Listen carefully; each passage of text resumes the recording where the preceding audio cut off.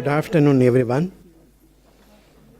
I am here to say a few words to welcome you all for the Mindfulness Seminar. First of all, I would like to welcome you all to the inaugural Mindfulness Seminar organized by the British Mahabodhi Society at the London Buddhist Vihara. Mindfulness is now a very popular subject in the Western world. Among the many areas of study on this subject are mindfulness-based stress reduction, MBSR, mindfulness-based cognitive therapy, MBCT, secular mindfulness, etc., etc. Today, many people are experiencing the benefits of mindfulness without understanding the deep history and origin of mindfulness. Those who have a headache just take a paracetamol tablets to get rid of the headache and do not want to know who discovered the paracetamol or how and why it works.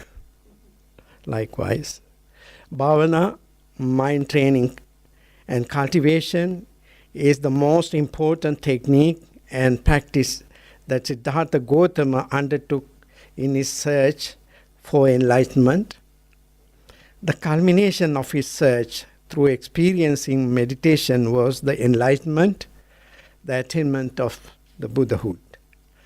So, in his first sermon, the Buddha pointed out that mindfulness or Samma Sati is one of the factors in the Noble Eightfold Path leading to wisdom. Among the spiritual faculties, the controlling faculty is mindfulness. In explaining the main purpose of mindfulness practice, the Buddha said, I quote, "This is the direct path for the purification of beings, for the overcoming of sorrow and lamentation, for the disappearance of pain and distress, for the attainment of the right method, and for the realization of Nibbana." End of quote, I say. As the Buddha advised to his son, Rahula, the purpose of a mirror is reflection. If we develop the faculty of mindfulness, all our intentions of our bodily, verbal and mental actions are reflected in the mindfulness. And we can practice restraint in our speech and actions so that we do not do harm to others and to ourselves. So we can live more skillfully and with more consideration, kindness and compassion. During the long history of mindfulness practice in the West, a landmark moment was the establishment in the UK of the All-Party Parliamentary Group of Mindfulness, which published a report in 2015 entitled Mindful Nation UK. It was an invitation for the whole nation to test and taste how the practice of mindfulness may benefit the well-being of every individual. That report concluded that the teachings of mindfulness can be beneficial in the four main national sectors: in health, education, the workplace, and the criminal justice system. Considering the significance and its application to the modern world, we have decided to organize this mindfulness seminar today. Here in our Vihara, there are regular meditation classes, weekly basis and monthly basis. Various meditation teachers take our classes and our participants have had beneficial experiences. Actually, Vihara is a long-standing center for mindfulness practice. So why have we organized this seminar? Because we need to contribute to the field of mindfulness, deepening the theoretical and experiential knowledge, and to promote mindfulness in our society. So we had a dream to organize such a seminar today. Our dream has come true. Another point I must mention here is the British Mahabodhi Society. The Vihara's great founder, Anagarika Dharmapala, had a very keen foresight, and he realized that the modern world would be interested in Buddha's teaching, especially in meditation. He first visited Great Britain through the invitation of his contemporary friends in England, such as Edwin Arnold and Christmas Humphreys. His dream to spread Buddhist teachings in the West turned to reality with the establishment of the London Buddhist Vihara in 1926. His name is written in bold letters in the history of Buddhism in the modern world. Also, we have to recognize, appreciate, and to be grateful to the British people who inhabit this land for their respect for democratic values, their understanding, and their tolerance. There has been a yearning and willingness by people to learn about the Dhamma and to experience the benefits of practicing meditation and mindfulness. Our great founder, Anagarika Dharmapala, started his mission with the establishment of the Mahabodhi Society in India. Then similarly, Mahabodhi societies were started in Sri Lanka, in Great Britain, and in Japan. In England, the London Buddhist Vihara was originally established under the British Mahabodhi Society. However, in the middle of 1980s, the Anagarika Dharmapala Trust decided to focus their work in the UK by focusing its activities through the London Buddhist Vihara. And so, today the British Mahabodhi Society is being revived through this inaugural event, the Mindfulness Seminar. The purpose of the British Mahabodhi Society is to introduce a fresh, new programs of events to the international community. This is the commencement of a new era of the British Mahabodhi Society. It is a branch of the London Buddhist Vihara. We have invited the participants of our classes and retreats. We greatly appreciate your participation and attendance. Some of you gathered here to already experience mindfulness, but the ancient path of the Buddha, which is the Noble Eightfold Path, connect us with 7 other factors along Buddhism in middle path. Mindfulness practice originated as an ascetic practice. Its aim was to purify one's mental defilement. Today, mindfulness practice is a part of our everyday life, not only in the lives of monks, but also in the lives of ordinary people as well. Societies around the world are already being changed through the introduction and the practice of mindfulness. Being mindful means being more aware and attentive so that we can experience more peace and calmness. I hope the outcome will be beneficial to many. We are going to print the papers and discussion of this seminar as a book and share our seminar results with others. We have invited the speakers, our leading teachers of this subject who have long time experience. Most venerable, with my greatest respect, Ajahn Amaro and Bhante Kovida, Dr. Geoffrey Hunt, and Dr. Desmond Biddulph. They are all very good friends of the London Buddhist Vihara. Thank you enormously for accepting our invitation, and you are most warmly welcome to the seminar. Thank you very much.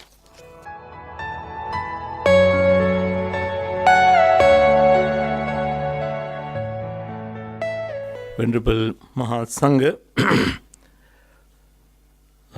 distinguished speakers, and the friends, good afternoon. Thank you for being here this afternoon. It is now my great pleasure to introduce our speakers for the seminar on mindfulness organized by the British Mahabodhi Society in association with the London Buddhist Vihara. The topic of our first speaker is mindfulness and precepts. This is a very important topic when we are talking about the mindfulness. The speaker is the most venerable Ajahn Amaro. He is the abbot of the Amaravati Buddhist Monastery. He is also a prestigious author of a number of books and articles on the field of mindfulness and various aspects of Buddhism. If I say about him on his own words, I found in a website this one. I think of myself but primarily as a monk who occasionally teaches, who strives to convey the spirits and the letter of Buddhism through my lifestyle, through explanation, and through the imagery of storytelling in order to bring Buddhism to life for people who are seeking truth and freedom. We are grateful for his presence among us today. Without further ado, please join me in welcoming Most Venerable Ajahn Sumedho.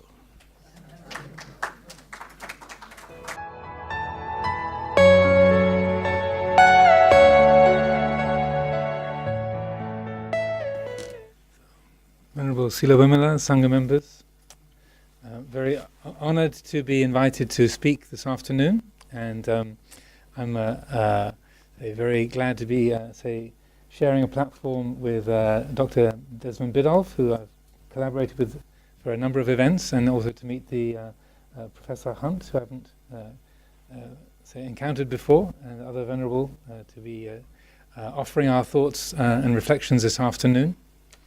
The theme of mindfulness and the precepts, in looking at this, I was immediately caused to recollect my own training and the kind of questions that I had when I first arrived at the monastery in Thailand, which is about 40 years ago. And one of the things that were about the monasteries, the forest monasteries of Venerable Ajahn Chah, was that the emphasis of life was about meditation, and that was, the focus of interest and attention for most of the Westerners. And so it was curious to me that there was such an enormous detail that was, guiding the way of life that we had. There's a certain way that you carry your shoulder bag, there's a certain way you put your sandals, there's a certain way that you wear your robes, that you put down your sitting cloth, you pick it up, there's a certain way you relate to everybody else in the community. 10,000 details of what you do and what you don't do. So early on in this encounter, this was my first real encounter with Buddhism, so I began to ask, well, I thought this was all about freedom and letting go, so what's all this detail about what you should, all these shoulds and shouldn'ts? How is this helpful? Because I used to be a real worrying kind of person, and so then you can pick up all these do's and don'ts, and it becomes 10,000 things to worry about. But our teacher, Ajahn Chah, was, even though he didn't speak any English, he was very, very skilled, both in his own simple explanations that could be translated, but also through the embodiment of his way of being, his way of life. And you could see by watching him and being around him that even though there were 10,000 details that were being taken care of, there was a fluidity and an ease and a relaxation in his manner and his way of dealing with different situations and difficult issues. And when asked about that question, and why there were so many rights and wrongs and things you shouldn't do, and this doesn't just relate to monastic training, but relates to the 5 basic precepts that are the encouraged standard for the lay Buddhist community. The principle was, if you have a clear standard of how things are done, then when you are carrying out that action, when you're eating your food, when you're talking with someone, when you're putting your clothes on, when you're taking your shoes off to go into a room, when you're using a tool to help maintenance or construction, then the attention is brought to that action. As how am I doing this? What's on my mind? Am I paying attention to what I'm doing? And that clear set of benchmarks about how things are done in the right way, are not there to increase anxiety and distress, but rather to help sharpen the attention on the present moment, and particularly to help there to be a mindfulness and awareness of intention. And essentially, where is your mind? What are you doing with your mind as you're carrying out this action? So that I found, particularly picking up that way of life, and then watching the example of Ajahn Chah and the other elders, that if those precepts, those standards of etiquette and good conduct were observed, then it did indeed help sharpen your attention. The way that my feet are constructed meant that flip-flop sandals never quite fitted my feet.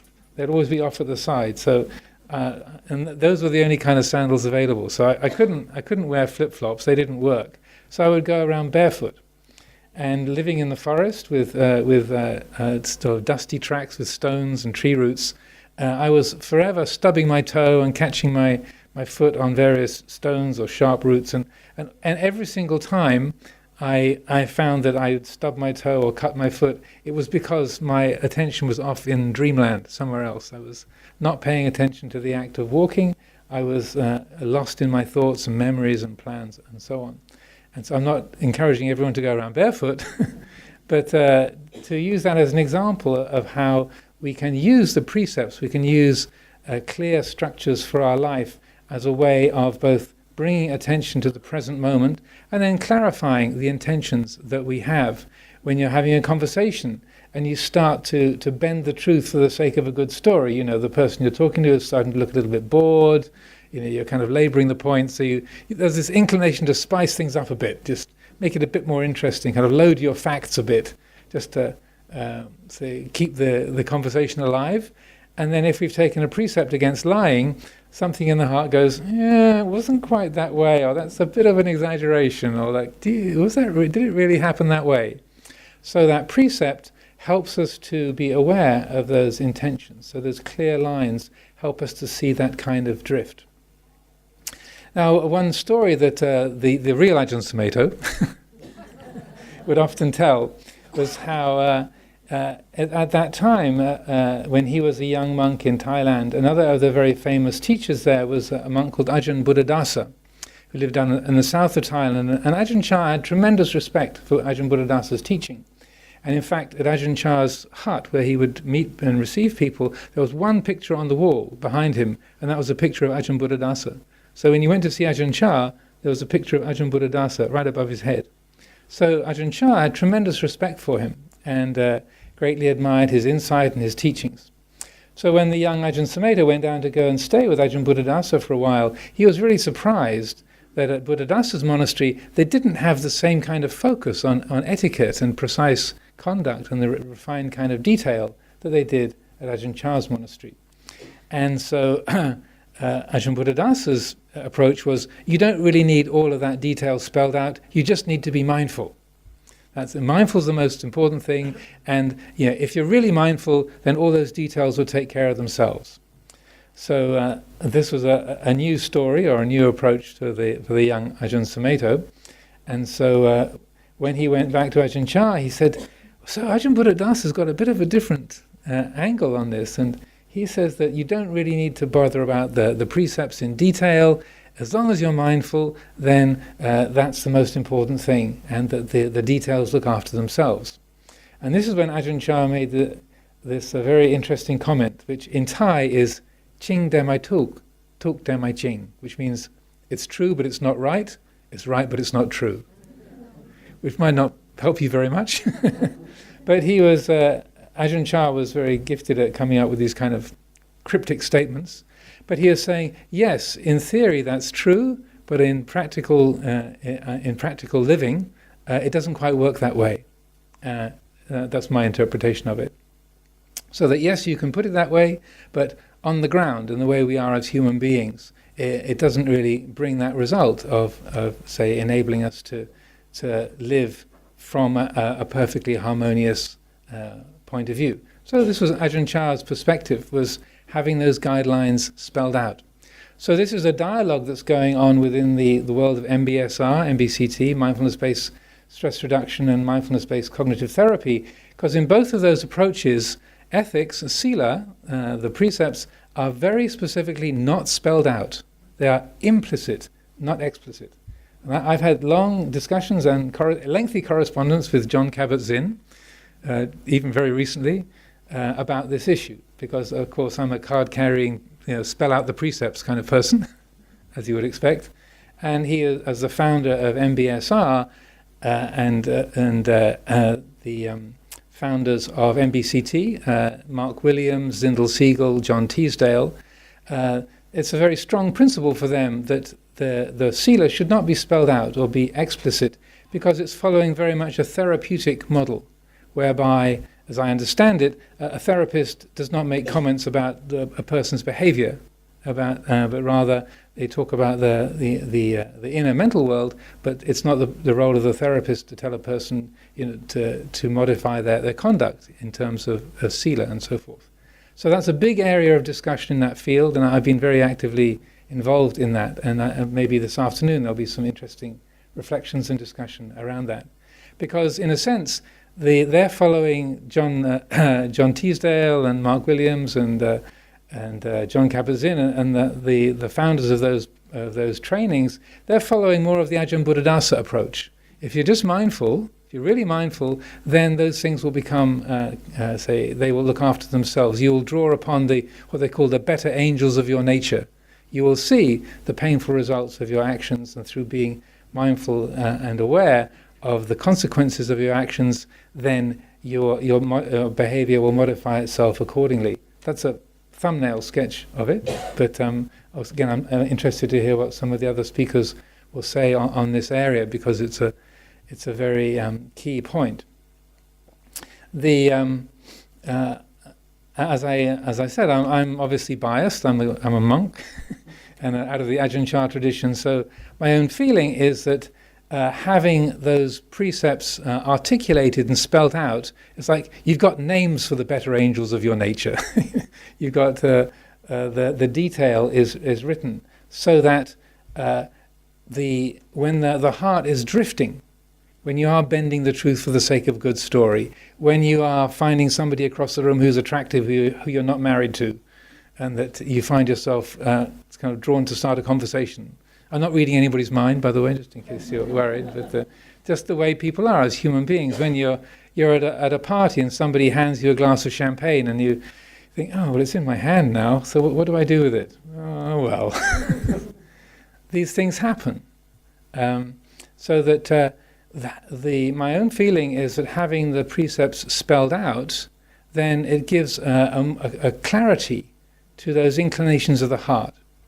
So one image that I like to use, I know that the language of talking about the instinctual aspects of the mind as the reptile brain.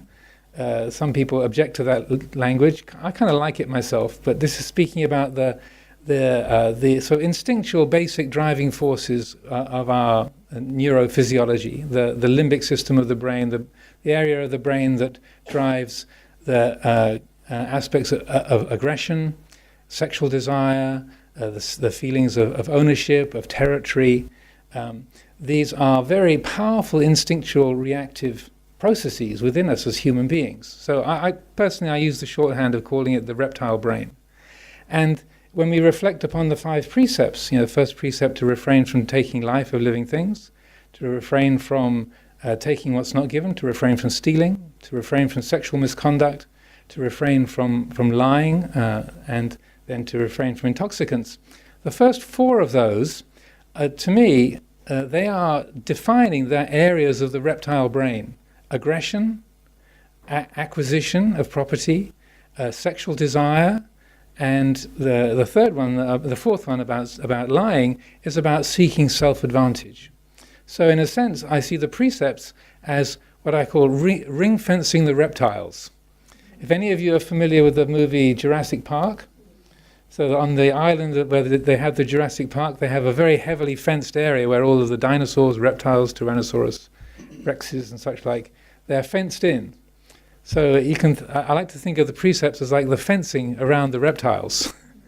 And when there's a hole knocked in the fence, then the dinosaurs get out, and the movie gets exciting. But that's within us as human beings, the structures of the precepts are like that way of ring fencing those instinctual forces, the desire to aggress against another person, either out of anger or out of the desire to get something that they've got, to acquire the possessions of others out of greed or the search for self-benefit, sexual desire, the attraction between yourself and others that is as everybody who's ever studied human society and the law will know, theft, sexual desire and aggression, these form a huge amount of the laws of most countries. And then false speech, the precept against lying. So if we look at the laws of most countries around the world, they hinge around these areas, because this is where we most easily get lost. So having the precepts, having a fence, in a sense, you have to climb over to follow those impulses. It means there's a way that the heart is alerted to the direction that it's drifting in. The attention is going towards an object of desire or an object of aversion, or that sense of bending the truth for self-advantage. So that the Buddha established these structures as a way of helping to sharpen mindfulness, helping to counteract those powerful instinctual forces of the mind where our own kind of good intentions or our sort of high-minded values are overridden so easily. It was very interesting. I was at a conference on mindfulness and Buddhism in San Francisco a few years ago, and Professor Clifford Saron, who's at University of California in Davis, gave the presentation. And if I can remember correctly, he talked about the neurophysiology of idealism and of restraint. And so you might have the idea that I respect the lives of all living beings. It's a kind of a high-minded aspiration, that all beings should be able to live happily. That's controlled by that kind of idealism, or that positive thought is controlled by one part of the brain. The other part of the brain that says don't kill is a different part of the brain. And that the don't kill, direction, is more easily accessed and has more control over action than the high-minded aspiration. So I haven't got a record of all the detail of that, but it was interesting to me that, because sometimes people think, well, the Buddha was very negative. Why did he say, I will refrain from killing, refraining from stealing, refraining from sexual misconduct, refraining from lying, rather than talking in more positive terms? I vow to love all beings, or I vow to be generous and kind. And that it was interesting to me that even in terms of neuroscience, that the setting the intention to not kill, setting the intention to not steal, setting the intention to not engage in sexual misconduct, that's more effective on the ground in helping us to control our behavior. That high-minded ideals don't have such a power as those clear, definitions of restraint. So a couple of things I'd like to also share with you in terms of the precepts and mindfulness. We think, let's talk about ring fencing the reptiles containing the kind of unruly forces. That's one way of looking at the precepts. But there's a very interesting teaching that the Buddha gave. It's in the Book of the Eights, the Anguttara Nikaya, the discourses connected by numbers, the numerical discourses. I looked this up, so don't be impressed, but it's Sutta number 39 in the Book of the Eights. And in this particular sutta, the Buddha speaks about the 5 precepts as mahadana, as the 5 great gifts. So we think of precepts as like, don't do this, don't do that, as restrictions or something that stops us doing what we might like to do or might be interested or inclined to do. But we don't think of the precept as a gift to others or a gift to ourselves. But in that particular teaching, the Buddha calls these the 5 great gifts that are respected and loved, admired from ancient times. They're treasured and valued from the most ancient times.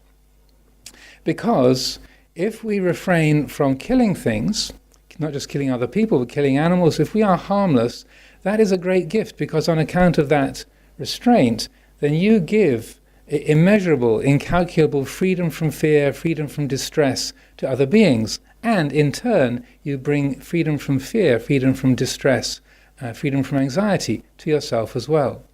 So similarly, if you are refraining from stealing, from taking what's not given, then you give that as a gift to the people. If people in the office know, that Susan or Joe or Sanjay can be totally trusted, you can leave your things on the desk and they'll all be there when you come back, then that's a gift to the people that you work with. People don't have to hide their stuff. People know you're not going to lie to them. You're not going to, say, tell them a story just because of seeking your own advantage, or you're not going to flirt with them. That's a gift, that people know they can trust you, that you're a benevolent presence. So that's a gift to them, and it's a gift to you as well. So I feel this is a very important way to respect and to relate to the precepts as offerings. And obviously, if we get inflated about this and think, I'm such a gift to you, you're so lucky to have me in your office, you're so blessed to have me around, aren't you lucky? Then that's grasping the principle in the wrong way. But I feel to see the precepts not just as a limitation, but a source of blessing. So the Buddha called this abhayadana, the giving of fearlessness.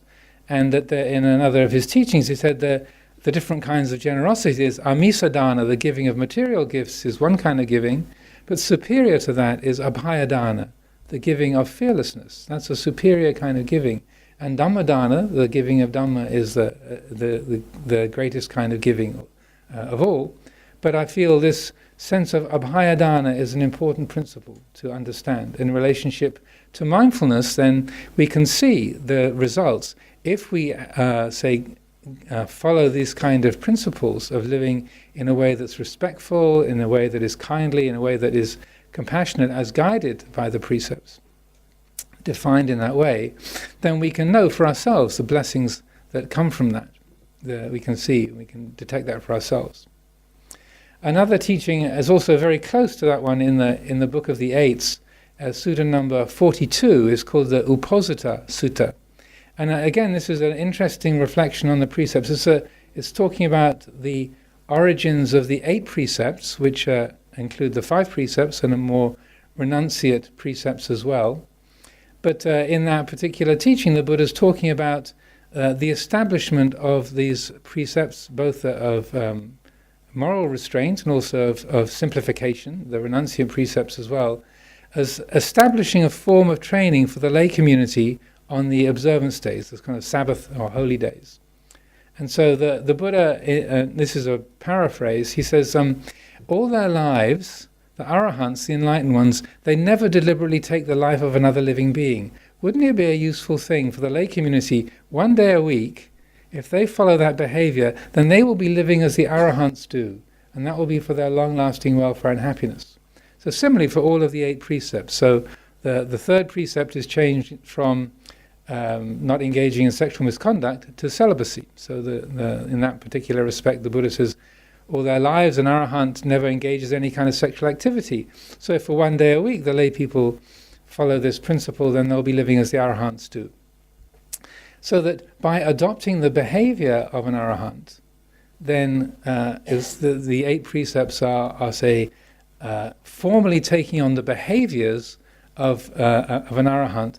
So what that's doing is helping us to tap into that the purest nature of our own heart, our own highest and purest aspirations, the most trustworthy and beautiful aspects of our own heart. It's encouraging us to draw upon those qualities and to be guided by those. And again, by adopting the behavior, of moral restraint and also simplicity, then we can see the results of that for ourselves. And as the Buddha observed, by living in this way, then one is living as the arahants do, and that's for one's long-lasting welfare and happiness.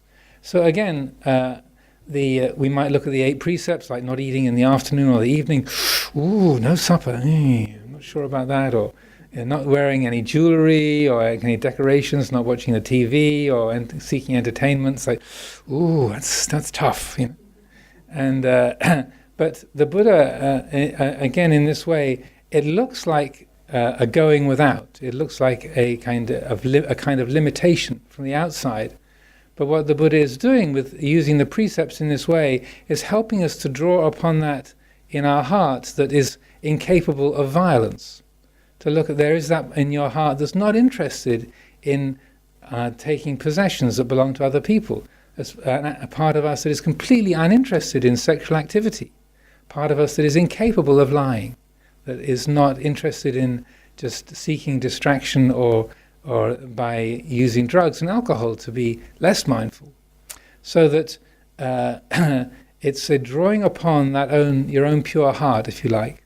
And so rather than being a set of restrictions, in a sense, it's for a period of time, either a day or however long one takes the 8 precepts for, it's drawing upon your own sort of purest spiritual sense and letting your life be guided by that for that time, and seeing what the results are that come from that. So maybe the last thing I'd like to talk about then is the 5th precept, because this has an interesting position in connection with the other first 4 precepts. So when in the suttas, sometimes when the Buddha is describing moral conduct, say what is kusala karma, wholesome action, then the first 4 precepts are mentioned. So to refrain from killing living beings, refraining from taking what is not given, refraining from sexual misconduct, refraining from lying. Those are all spelled out, and the 5th one about refraining from intoxicants is not mentioned. Sometimes in the list of the precepts it is, sometimes it isn't. So for some people that's like, oh, really? So there's an escape clause, right? But again, this is, I feel it's an important principle at work here, because the first 4 precepts are what are called pakati sila, which means the Buddha said, these are intrinsic to the human condition. So whatever society you live in, whatever time, whatever period you live in, deliberately taking the life of another living being will necessarily have a painful consequence, not just for the being who's killed, but for yourself as well. Stealing and sexual misconduct and lying will always necessarily have a negative and painful consequence of some degree, in some way, shape or form. But the 5th precept is different. So there's not an automatic negative consequence. So again, I realize I'm being recorded, but I feel it's important to be true to the scriptures on this. But what you find is, in a way, the 5th precept is kind of almost more important than the first 4, because probably everybody knows what it's like when you've had a couple of drinks. It's like the first 4 precepts, the wall comes down, right? That's when the gap in the fence around the reptiles opens up, and that's when all the velociraptors and the Tyrannosaurus Rex get out. Is that when you've had some alcohol or some drugs that distort the quality of mindfulness, you find yourself saying things that are untrue much more easily. You find yourself being aggressive much more easily. You find yourself flirting with people that you're not married to, or that you're acting in ways that are inappropriate. You find yourself bending the truth for your own advantage much more easily. Speaking with Venerable Kemadamo, he's in charge of Buddhist chaplaincy for most of the United Kingdom. And he's very, very strong on the 5th precept, because he has very direct knowledge. He said 70 to 80% of people are in prison because of actions taken under the influence of drugs and alcohol. So the vast majority of people who are in prison because of the distortion of consciousness that comes through using intoxicants.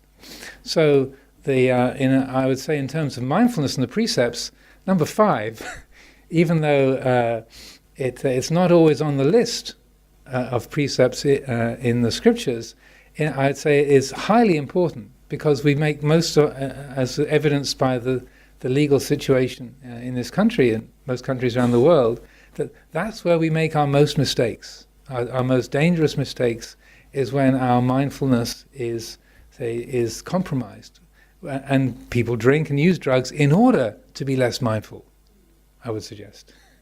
in order to not feel, to not care, to have your moral sensitivity sort of temporarily switched off, to disable the hiriotapa. That's one of the reasons why people use alcohol and drugs. So to give a sense of freedom, but it's a false freedom, and we create much more difficulty and struggle for ourselves. So by way of offering a reflection, I would suggest in terms of mindfulness, the precepts, that the fifth precept is, I would say, is highly unnegotiable. And if we want to live skillfully for ourselves and for others, then that is something to give great respect to. The last thing I'd like to share, I've got 1 more minute for my allotted time. In terms of developing the precepts and using them as a tool for mindfulness, going back to what I was saying about life in Ajahn Chah's monasteries in Thailand, so he didn't see that sila was really separate from the meditation. He saw that the sila, the keeping the precepts and refinement of behavior, is a direct support for meditation and a direct support for mindfulness. So one exercise that we can do is to take a particular precept, say the precept about speech, and just say, okay, during today, like early in the morning, the beginning of the day, set the intention, okay, during today, I'll pay particular attention every time my speech starts to drift away from the truth. Notice that. Pay attention to that. Be careful about that. Or say the precept about stealing. Any time during the day that I find myself trying to get a bit extra for myself or taking advantage of somebody else's property for my own benefit, notice that. So that you can take each individual precept and make a little project for a day or for a week to particularly look at that. And I would say, particularly around speech, it can be astonishing. If you, rather than just letting things drift, if you take that seriously and say, okay, during today, I'll pay attention and I'll notice how many times I speak in exaggerated ways or false ways or ways that are kind of teasing or unkind, and it's very revealing. So then the precept can help us to be more alert to the habits that we have, and by being alert to it, then we can train the heart to no longer follow those habits. So I offer these thoughts for consideration this afternoon, and I look forward to hearing what everyone else has to offer today as well.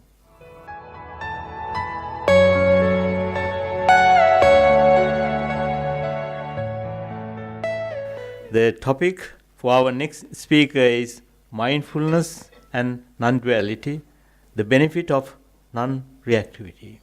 So this is a very important point to discuss. So the speaker is Venerable Kovida. Venerable Kovida is the author of an Inquiring Mind's Journey, a book about life with Buddhism and the world is myself, a monk's travel journal. He took ordination under the late Most Venerable Balangoda Anandamaitya Nayak Thero. He has been traveling and sharing the Dhamma in many countries. Bhante Kovida has introduces techniques of mindfulness meditation, Qigong and Hatha Yoga as an effective tool in dealing with emotional stress, anxiety and depression. He has conducted retreats and lectures across Canada and many other countries. We are grateful for his presence among us today. Please join me in welcoming Bhante Kovida.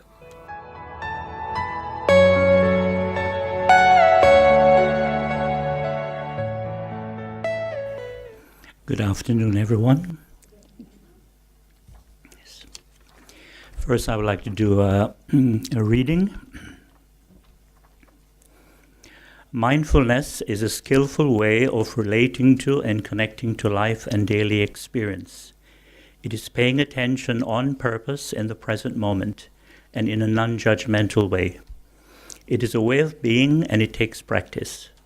It is calm attention to what is happening from moment to moment without discrimination or criticism.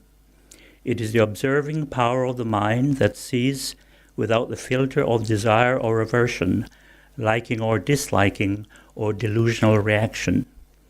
It is therefore a wholesome way of seeing what is happening in the present moment. Mindfulness has the power to heal past traumas and conflicts because it is a state of non-duality. And so one is able to be objective and see things as they are without identifying with them and let them go. Mindfulness also helps us not to react to unpleasant words and situations and not to take things so personally. A great deal of our mental energy is caught up in habitual reactions. It is our reactions which make us burn out, which throws us off balance and causes us suffering and discontent, dis-ease. Things get better in our lives when we react less and less. We can remain calm and patient, wise, strong, and secure. Then we can respond in a beneficial way and be helpful to others. Our basic problem in life is that we take things too personally, even things that are not directly related to us. This is an aspect of ignorance and delusion. Mindfulness is much more than you think. Our minds are conditioned to react. Our brains are educated, programmed to label, judge, criticize, condemn, compare, to like or dislike, or to want or not to want, or to have aversion and ill will. This is the conditioning of our mental defilements. So this is the cause of our conflicts, discontentment, disharmony, and dis-ease. The idea of a permanent, unchanging ego center or self is strengthened by this conditioning, and it is this deep-rooted illusion of a permanent, concrete, and separate ego center which is the source and cause of our problems and conflicts, fears and worries, craving, greed, and attachments. Now, one of the Buddha's essential teachings is when you see, just see. When you hear, just hear. When you think, just think. And when you know, just know. As you can see, this is a very radical and challenging teaching, isn't it? Because we're so conditioned to be reacting all the time. But the ability not to react to many situations has great benefits. For example, if someone is angry at you, and you get angry also at that person, you are not improving the situation. You're only making the problem seem worse. But if we can focus our minds and be patient, we can see the cause of that person's anger. Now, when we can remain calm and patient, you see that person is suffering. But if you also get angry at that person, you cannot see this because you're also suffering by your anger. So with that awareness of that person's suffering, there is compassion. And naturally, we want to improve the situation. And one way is to say to that person, I'm really sorry that you're very upset. Please tell me what I did or what I said to make you angry. Because maybe you did do something or you did say something, but you're not aware of it. And if you did do something or did say something to make that person angry, then it is mature to say, I'm very sorry, please forgive me. And if it was not your unskillful behavior, then you try and see what is the cause of misunderstanding. Because misunderstandings happen all the time in human relationship. And if there's a misunderstanding, then you make the effort to clear up that misunderstanding. And then both parties will feel much better, much more positive. Once I was conducting a retreat in Hong Kong during the April holiday, the Easter holiday, and a young man got very upset about something I did, something I said. So I listened calmly, and I was going through a translator because he didn't speak English. And then I said to him, do I know you, and do you know me? He shook his head. And I said, most people here I don't know. I just know the monk who built this retreat center and my translator, the high school teacher. And so because I don't know you and you don't know me, why should I say something specially to make you angry? Because I don't know you. So the problem is not really what I said, but it's your reaction to it. Somehow you take it personally and you got upset. Maybe it's some unpleasant memory it triggered from either childhood, from the family environment, from the school environment, or maybe in your workplace. So that is something you have to be aware of.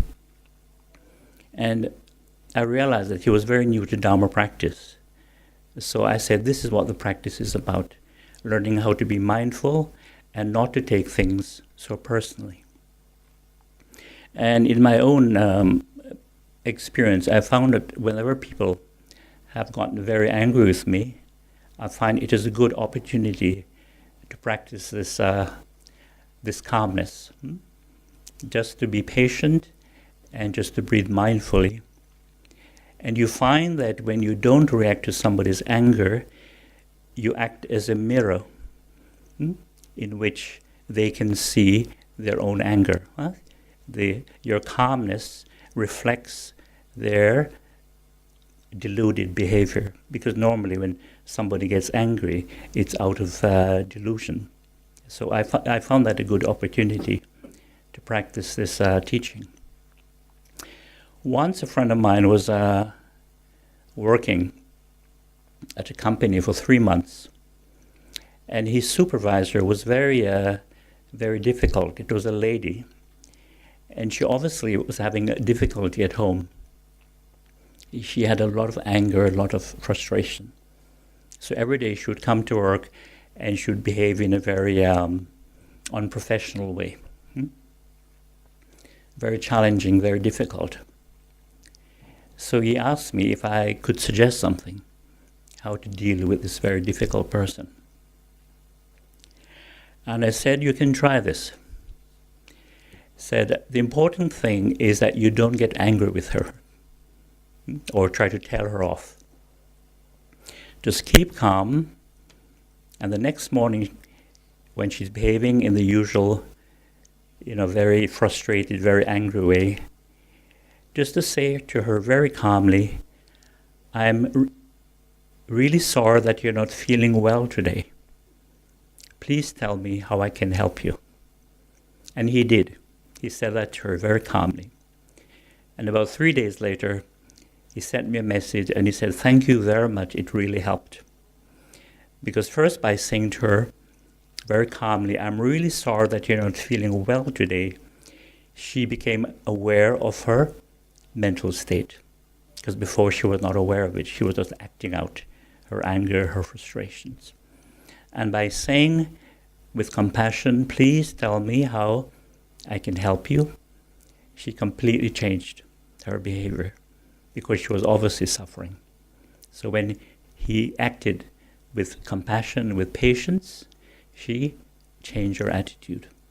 So I thought that was a very good lesson in being kind, being patient, and being compassionate. There's another story that I'd like to tell. It's a well-known story about the Buddha. During one of his sermons in the forest, a man got very angry with him, and he stood up and he began to shout at the Buddha. Some of you may know the story. He was really livid, and he was shouting and he was cursing the Buddha. All the swear words he knew in his language, he was throwing at the Buddha. So the other people in the group, in the audience, were surprised at this man's behavior, especially in such a peaceful setting. So naturally they looked to the Buddha to see how he would deal with this very angry person. And the Buddha sat calmly and smiled at him, that's all. And the man got even more angry because he expected the Buddha to argue with him. But the Buddha just sat calmly and smiled. And eventually he just stood there huffing and puffing, completely exhausted and completely mystified by the Buddha's behavior. And then the Buddha asked him, "Tell me, sir, if somebody is offering you a gift, a present, and you don't accept it, who would the gift belong to?" And the man was surprised that the Buddha would ask him such a rational question, especially after his irrational behavior. He thought for a moment and then he said, "Well, since I refuse to accept the gift, then naturally the gift will still belong to the person who is offering the gift." A rational answer to a rational question. Then the Buddha said, "Well, sir, in the same way, I have not accepted your anger and all your curse words, and so they all belong to you." And it was such an amazing answer that the man suddenly had an awakening. He became aware of his own mental state, and he realized that all along the problem was not the Buddha, but his own mind, his own, ego, pride, his arrogance, and of course his delusion. So he apologized to the Buddha, thanked him for the teaching, and sat quietly down.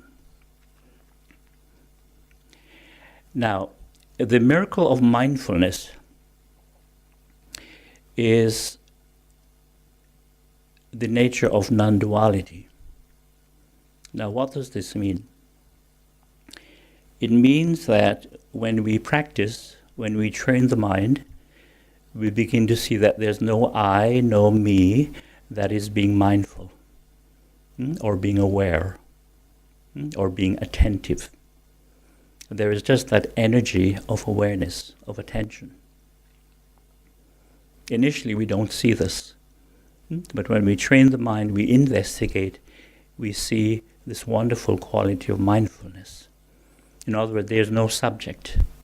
There's only the awareness and the knowing, the intuitive knowing of what one is seeing, what one is hearing, smelling, tasting, touching, and what one is thinking. There's no center of experience. So that gives us the ability to see clearly, objectively, what is happening, what is arising in consciousness. Now, the other essential teaching of the Buddha is this: nothing should be grasped at or clung to as me or mine. Nothing should be identified with, whether it's physical, mental, or emotional, as me or mine. Again, you see, this is a very radical, very challenging teaching. Because as you know, we're all conditioned to identify with everything.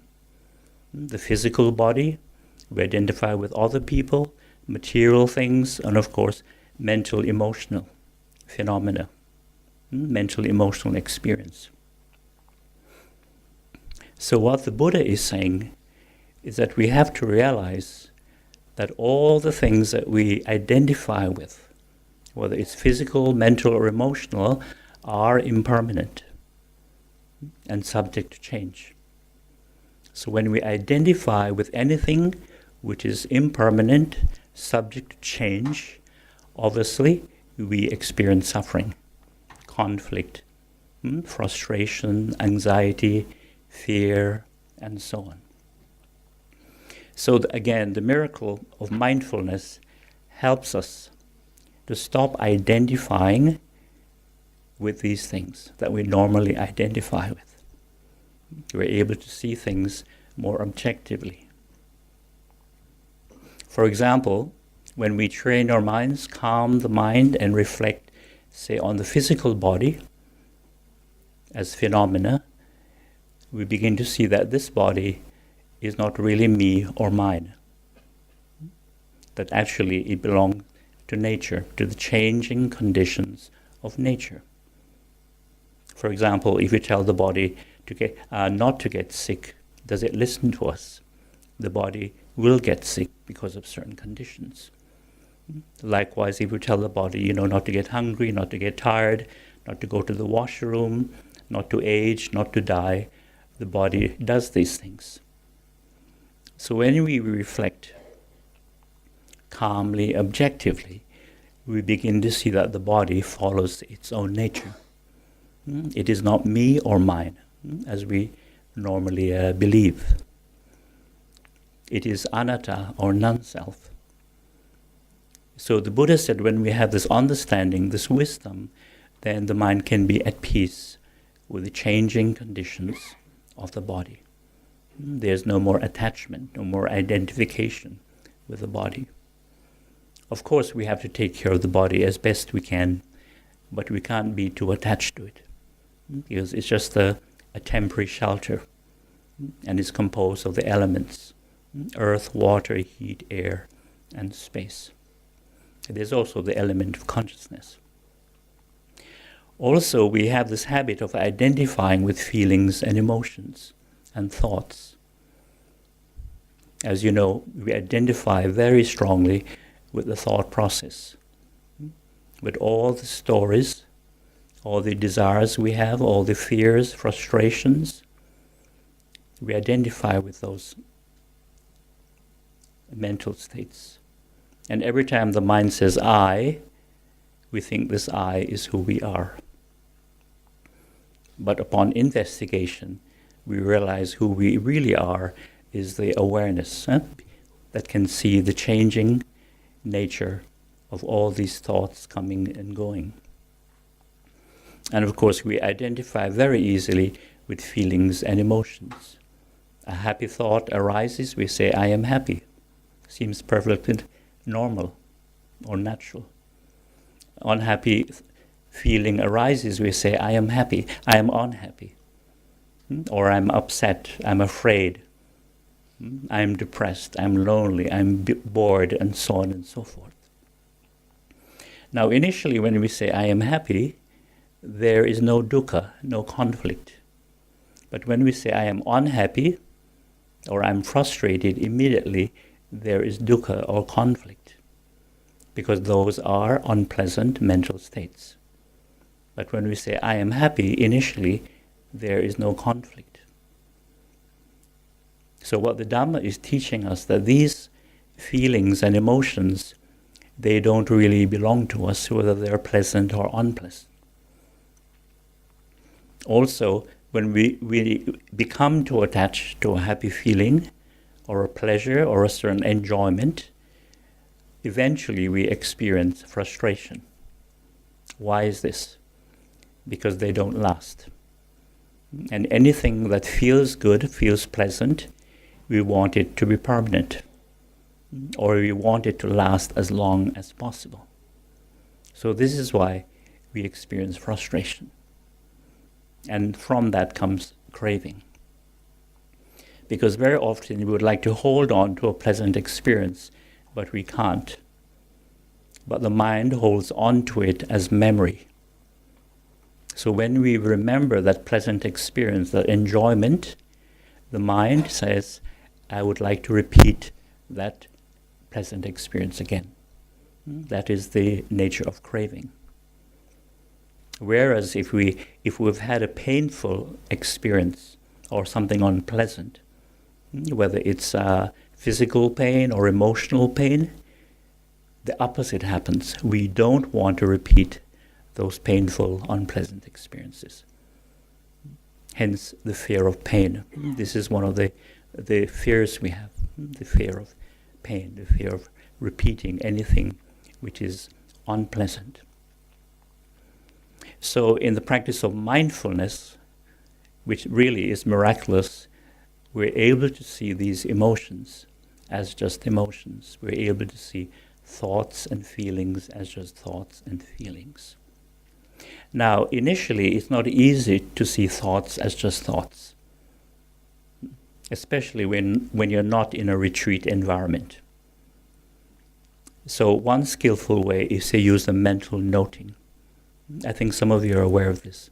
That came from Burma initially.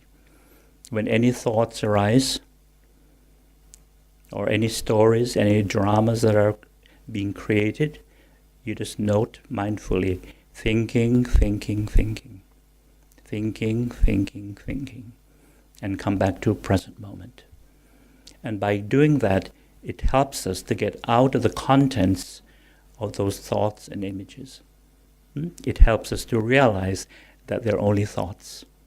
The stories, the mini-dramas, the worries, the fears are not real. They're just delusions of the mind. They're just thoughts. It's a very useful technique, only thinking, thinking, thinking. And of course, with mindfulness, we begin to see that whatever the mind creates are not solid, permanent reality. They're just temporary, transient, mental objects. So that's a very useful technique. Now, when it comes to objectifying emotions and feelings, there is one method that one can use. Instead of saying, for example, I am angry, or I am upset, or I'm afraid, just breathe mindfully and you say to yourself, there is anger, or there's a state of anger, or there's a state of upset, or there's a state of fear. You see the difference. There's a big difference in saying I am angry, or I'm afraid, and there is anger, or there is fear. That is the miracle of mindfulness. To see the emotion as just emotion, instead of identifying with it, grasping at it as the I. And then we remind ourselves, this too shall pass. It is a temporary mental state, a changing condition of the mind. These 4 words, this too shall pass, contains the greatest wisdom in human experience. This too shall pass. The profound truth of impermanence. And the reason why things are impermanent is actually very simple. It's because we are actually a process of body and mind, what we call nama rupa or rupa nama. We are not this solid, permanent ego personality or a self. On the social level, yes, we're using words, we're using names, so we think of each other as selves, as personalities. But a deeper reality is this process of mind and body. And we're alive because we are a process. But we tend to overlook this fact because we are social creatures and we are caught in language and labels and so on. And of course, we have to keep recharging this process. The same way you recharge your cell phones. It's the same thing. And so it is because we are a process why everything that we experience is impermanent and constantly changing. So this this technique of objectifying things is very, very useful. And that is the miracle of mindfulness. To see things as they are, know they're impermanent, unsatisfactory, uncertain, and no permanent self, and let them go. Now, in the case of anger, because it's such a strong illogical emotion, it's not easy to sit with anger. So this is why it's good to do something physical, whether it's yoga, qigong, tai chi, running, swimming, whatever you like to do, even rollerblading. Do it and dissipate that energy of anger, because it's a very illogical energy. But keep objectifying that anger. There is anger, or there's a state of anger, and keep reminding yourself, this too shall pass. It's only a temporary mental state. And so with perseverance, patience, we allow that energy of anger to dissipate. And when we feel more balanced, then we can do some loving kindness, some metta, like this. So I'll just end with just one more reading. Normally, we see the world with our conditioned minds. Our view of the world is colored by our judgments and discriminations, our likes and dislikes, our desires and aversions, our hopes and fears, our worries and anxieties. So our perception of reality is limited by our mental states, by how we see and react to the world. Rarely do we see the world with a calm, clear mind. Rarely do we see things as they are with clear awareness or bare attention. The restless, untrained mind is vulnerable to circumstances. It is easily affected by changing conditions. Sometimes good or pleasant things happen and the mind is happy. Sometimes bad or unpleasant things happen and the mind gets upset. There is suffering, dis-ease. Our state of mind depends on how we react to things or situations. It can remain cool and calm or become heated and upset depending on how personally we take things. One who follows the path of mindfulness has less fear and anxiety. One can be calm and patient despite the changes and accidents around him or her because one sees things as they are. Impermanent, unsatisfactory, uncertain, and empty of self. Although there are problems in life, one can be calm and patient without anger or resentment. Being impatient and angry or irritable does not remove the problem. It only causes more suffering and makes the problem worse. With patient endurance, wisdom, and determination, dukkha is overcome, and the mind becomes peaceful. One is light-hearted, optimistic, and free, and not gloomy and depressed. And I'll just finish by saying that when we're mindful, we begin to appreciate the difference between reacting and responding. Because when we react, we become very unbalanced. We either become upset, anxious, afraid, sometimes happy, but we're not calm, we're not clear. But when we can stay focused and patient, then we can respond in a very beneficial way. We can act in a very beneficial way. So you begin to see that difference between reacting and responding. So I offer this for your reflection. May you all be well, peaceful, and happy.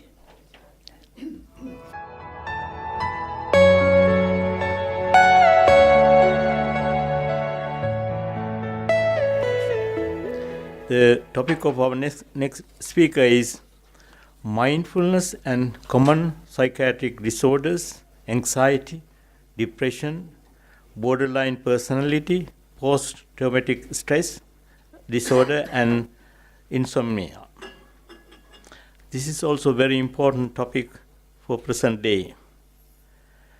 The speaker is Dr. Desmond Biddulph. Dr. Desmond Biddulph is the president of the Mahabodhi Society, president of the Buddhist Society in London, and a practicing psychiatrist. He is a writer and lecturer on Buddhism. He was awarded the CBE by Her Majesty the Queen in 2017 for services to interfaith relations in the UK. Your presence is appreciated today. With that, I ask that you give your full attention to Dr. Biddulph and help me in welcoming him to deliver his talk. Dr. Biddulph.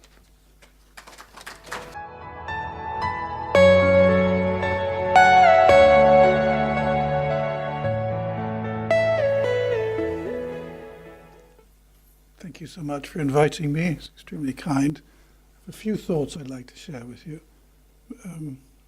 So, Venerable Seelawimala, venerable members of the Sangha, and distinguished guests, this subject of mindfulness is a very important one, and it's something that shouldn't be taken lightly. A number of things occurred to me during these two excellent talks. In fact, they're so good, there's hardly anything I can really say to add to them. But maybe I can look at it from a slightly different perspective, and that's from the kind of common complaints that people have. Mindfulness without ethics, without moral responsibility, is a terrifying thing. Completely scary, isn't it? I mean, you can imagine becoming. In fact, they do teach it to to gunners and snipers, don't they, in the army? You learn mindfulness so you can kill people more effectively. Or think of the complexity of robbing a bank. I want to rob a bank in Hatton Garden, and I've got to set it up with my crew. I've got to get all my fellow thieves together, and we've got to get it all timed exactly. I could even rehearse it. And for it to be pulled off properly, I've got to be extremely aware. Not just, up here, but I've got to be hyper alert to the possibility of the police arriving, of strange sounds, and, who is that? What could that be? Could that be a watchman? Could it be the police? Could it be an alarm? So to pull these things off, I have to be really aware. And this brings us really to perhaps the reptilian side of human beings, because these awareness has its roots in survival. And to survive like a reptile in a human form is not a really good thing to do. It doesn't lead to happiness. You can survive, and you probably do quite well. You might be able to rob a few banks and live in the Costa Brava. Think of that. But will you be happy? No, you won't. You'll probably be absolutely miserable, but you'll be on the lookout all the time for the police or for rival gangs and so on. But there is something in that, and it reminded me when talking about walking barefoot. I occasionally do it, and I'm surprised how incredibly painful it is. I was walking up a little lane down in Dorset from the sea, and I'd left my shoes, and I had to walk, You have to be very, very aware all the time, of where your feet are going.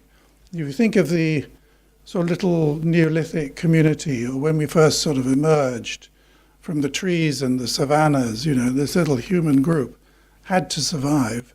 Awareness was absolutely essential, wasn't it? Because if for a moment we lost awareness, we'd probably be eaten, wouldn't we? Gobbled up by something. Or we'd forget to do something and starve. We'd kill an animal and we'd hide it somewhere, and we didn't hide it well enough, and some rival species had gobbled it all up when we came back to find it. Not only that, not only do you have to be aware on the physical side, but you also had to be aware of your companions, because you could only survive, really, through the support of your group. We do know that in these early, say, chimpanzee communities and so on, if one of them is left out of the group, he'll die very quickly. And so it is with us human beings too. In order to survive, we need to get on extremely well with our fellows. And things that really matter, things like trust, the capacity to be generous to them, to be loyal, to have love and affection for them, because then you look after them, and they will look after you. So these good things, these virtues, that come from that small original group, are absolutely fundamental to what it is to be human. They're absolutely inbuilt, they're inherent. But unfortunately, so are some of the other things, which we've talked about too. And when you look at the development of the brain, I've got to keep an eye on the time. When you look at the development of the brain, you see that the earliest parts of the brain are really to do with running away from things that are unpleasant and moving towards things that are pleasant. That's right down in the sort of cord, the lower brain.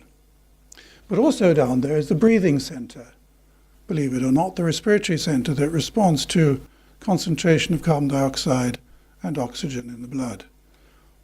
What actually comes almost last is the inhibitory center, and that's located right in the front of the frontal cortex. So in evolutionary terms, one of the last things to develop is the capacity to inhibit one's behavior, that conscience, what we would call conscience. And that is an extremely important function in human beings.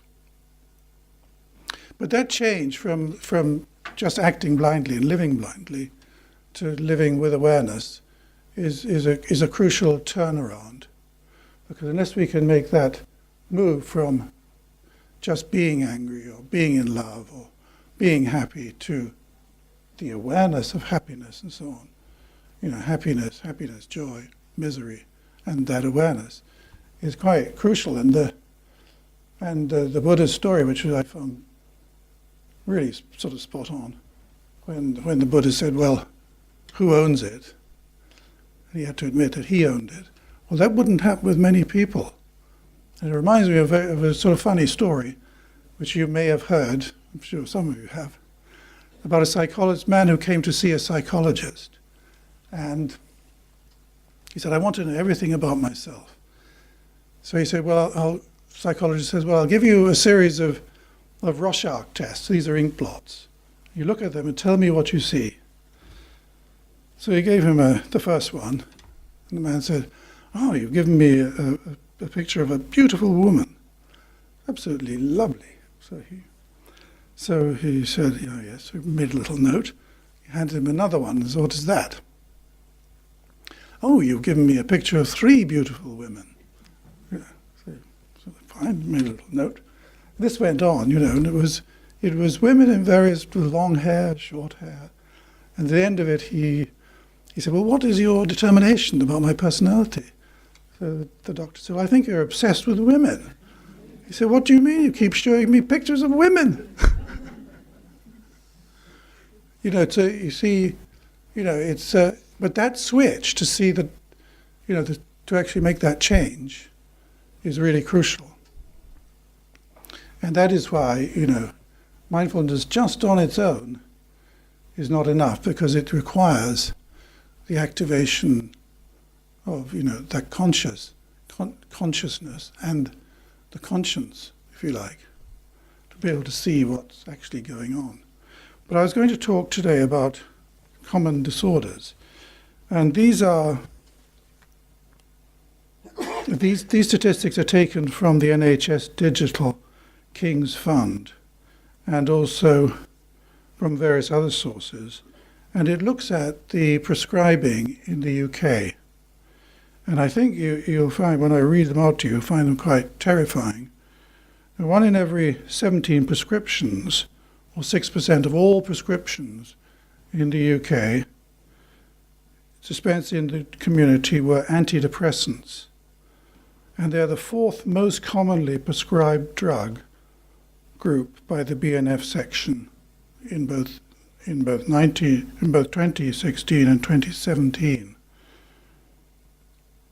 Now, this represents 65.6 million antidepressant prescription items in the years 2016 to 2017. That's a lot of prescriptions, isn't it? That is an enormous number. The number of antidepressant prescription items has increased by 6% between the 2 years, between 2016 and 2017. This compares to an increase of 2% in overall prescribing. Over half of the antidepressant items, 54%, are prescribed in the 40 to 69-year-old age group.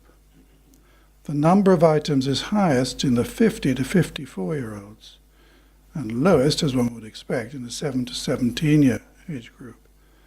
So, that tells you something about our society, doesn't it? That it's unhappy, and it's unhappy for mental reasons.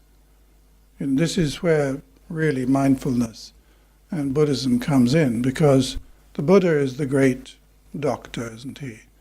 He's come to remove the suffering that arises in the human heart.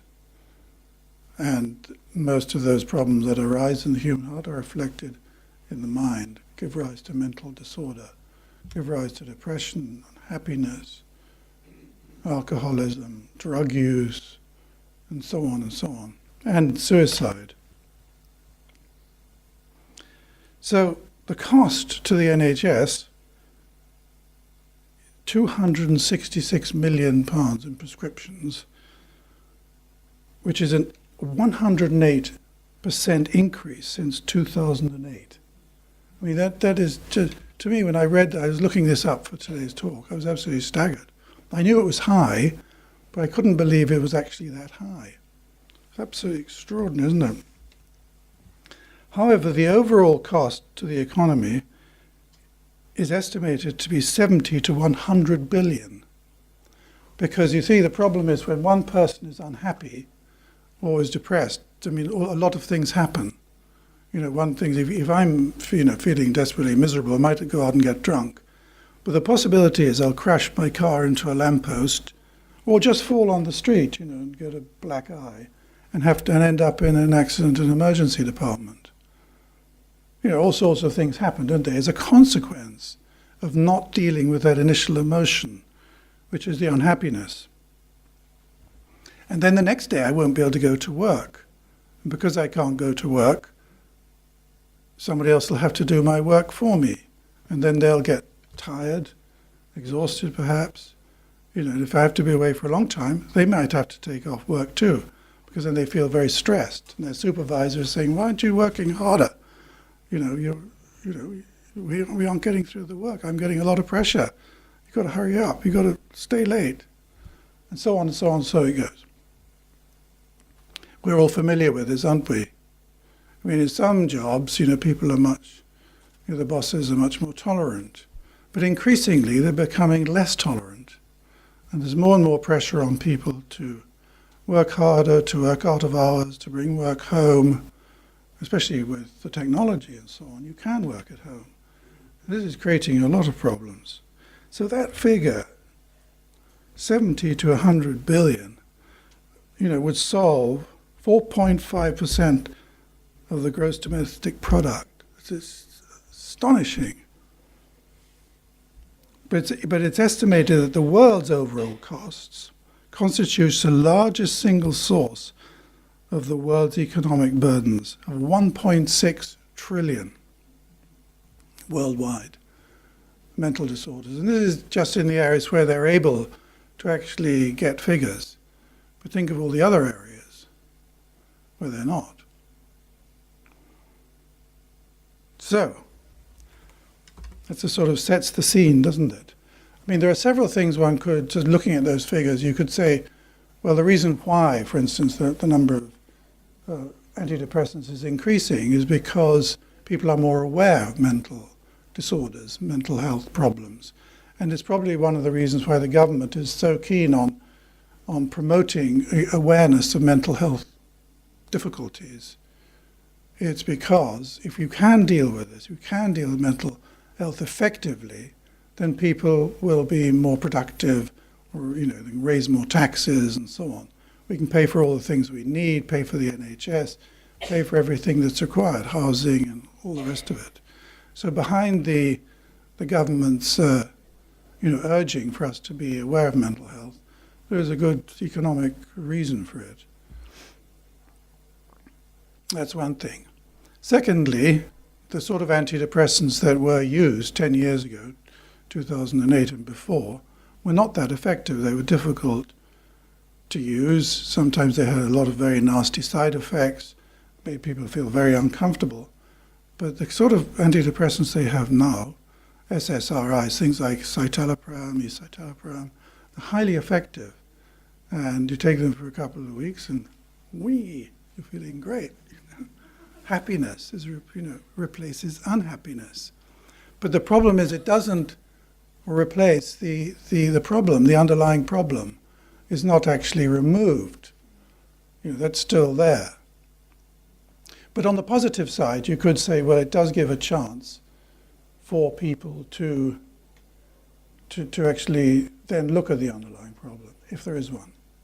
The trouble is they don't, as a rule, and they sort of, after 6 months or a year of using these drugs, or maybe more, they feel a bit better. They come off the drugs. But the underlying problem and the insight into what's caused it and what could be done to remove it has been lost, which is a great shame. But this increasing prescription of antidepressants by GPs has had one beneficial effect, that the suicide rate in the United Kingdom has actually fallen. So you have much less suicide than there used to be. And that, you have to say, is a very good thing. And you could also say that the fact that less people suffer is a good thing too. But along comes, this practice of awareness. And this practice of awareness does give the possibility of genuine insight. But it has to be seen in the context, in my opinion, it has to be seen in the context of a whole person's life. Because just practicing awareness in a group for 3 months, or however long they do it, I think it's even less than that, does have a very, very powerful effect. But a lot of that effect is placebo. Now, having been around the sort of medical scene for very many years, I'm very, very conscious of the fact that you give almost anything to a patient, they will feel better. Give them sugar, give them a complicated, routine of what they need to do with their pills, Exactly at 4:15 you have to get up, and at that point you have to swallow the pill. It'll be much more effective than if you just say take it any old time during the day. All these things, interactions between the doctor and the patient, and you get a group together, that interaction too will be very powerful. The fact of being with a group and sharing things and being together, talking about your common problems, will give you a boost, You attribute that to awareness? Possibly. Is it really genuinely to do with awareness? Maybe. But in order to really get down to the core of the problem, we have to do a little bit more work, let's say.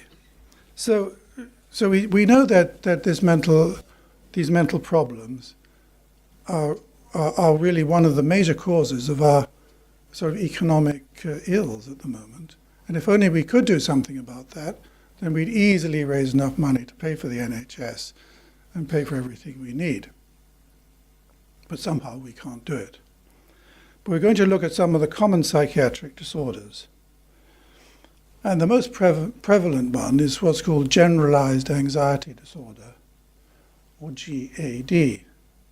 And 5.9% of the population suffer from this, taken right across all the age groups. So that means in this room there's probably quite a few people who suffer from a generalized anxiety disorder. What is generalized anxiety disorder? It's that feeling of constant anxiety that never goes away. It's just always there, sort of slightly nervous, anxious, never feeling really comfortable in your own body. Just feeling slightly self-conscious maybe. And then you get physical symptoms, it's upset tummy, you get aches and pains, muscle cramps, maybe indigestion, breathing problems, heart beating too fast. Generalized anxiety disorder, very, very common, extremely common. Depression comes next, and that sort of has two aspects to it. One is the feeling of just not being able to cope, just the feeling of exhaustion, and you get up in the morning instead of leaping out of bed, think, get going today. There's a heavy feeling on the heart. I just can't get up, I just don't want to get up. And you drag yourself out of bed and you go through the day. I'm not saying you don't get up, but some people do and some people don't. But that's depression, that feeling of, low mental state, there's no energy in the mind, and your effectiveness and capacity to work, capacity for enjoyment goes, and everything just looks awful and bleak. There's no pleasure in anything you do, your food doesn't taste good, you can't take the joy in companionship and fun and jokes, and all the playfulness goes out of life, and you drag yourself wearily through the day. And that is very, very common, 3.3%. But a large part of depression is made up of, composed of anxiety. So it's not just lack of energy, but there's an anxious component in it. So it's a mixture of the two. And then you get the pure anxious things like the phobias, fear of dogs, fear of spiders. Apparently, I hope there's no spider arachnophobics here. At any time, anywhere in the UK, within 6 feet of you, there is a spider. This is true. And anyone who has arachnophobia will know this. Will know this fact. So there's lots and lots of phobias that people have, and these are sort of terrifying things. They can be completely irrational. But 2.4% of the population have phobias of one kind or another. It's a lot. Obsessional compulsive disorder. That's the feeling of having to. I remember as a boy I had obsessional compulsive disorder for a short period. When I'm going home, I didn't want to step on the cracks on the paving stones. So I'd walk home and I'd make sure I avoided all the steps, all the cracks. Little sort of obsessions like that. Lots of people have them, one way or another. Apparently footballers have them too. They've got to do certain things before they go on the pitch. I think Rafa Nadal has various obsessional compulsive disorders. They don't seem to stop him winning games, do they? But it must make me feel quite uncomfortable with all those, things he carries around with him. Now, I've noticed actually that one of the things that seems to increase obsessional compulsive disorder is the lack of form, the way that people are expected to behave. In other words, rituals are taken away from certain areas and they develop, spontaneously they burst out in other areas. So if we don't have a life without any kind of real structure, we'll find that we'll create a structure in a sort of strange and twisted way. We'll create something. Like the shoulds and should nots will appear in a new and strange form elsewhere. And so, but if we can put sort of things in their place, these things tend to go. But in OCD, obsessional compulsive disorders, again, there's a lot of anxiety, a great deal of anxiety. Panic disorder. Panic disorder is a truly terrifying thing because, suddenly out of the blue, you suddenly feel complete and utter terror. Your heart starts beating and you want to run, wherever you are. It doesn't matter where it is. I had a patient who had panic disorder in an aeroplane, and he was at 30,000 feet, and he rushed to the, that big handle which you pull to open the door to get out. Can you imagine? Anyway, he was held down and strapped to his seat. It was lucky for everyone. But the fear, totally overwhelms a person, and they, with blind, terror. This comes from the reptilian part of us, doesn't it? We need that, capacity to run away in the right time, in the right place. But a lot of these things you see are, arachnophobia is natural, is it not? Fear of spiders. Many spiders are poisonous. To be obsessional about certain things is very, very important. Let's say you live in a very cold community, which has minus 30 degrees in the winter. You have to be obsessional about closing the doors, making sure you've chopped enough wood for the winter. All these things have to be in place in order to survive.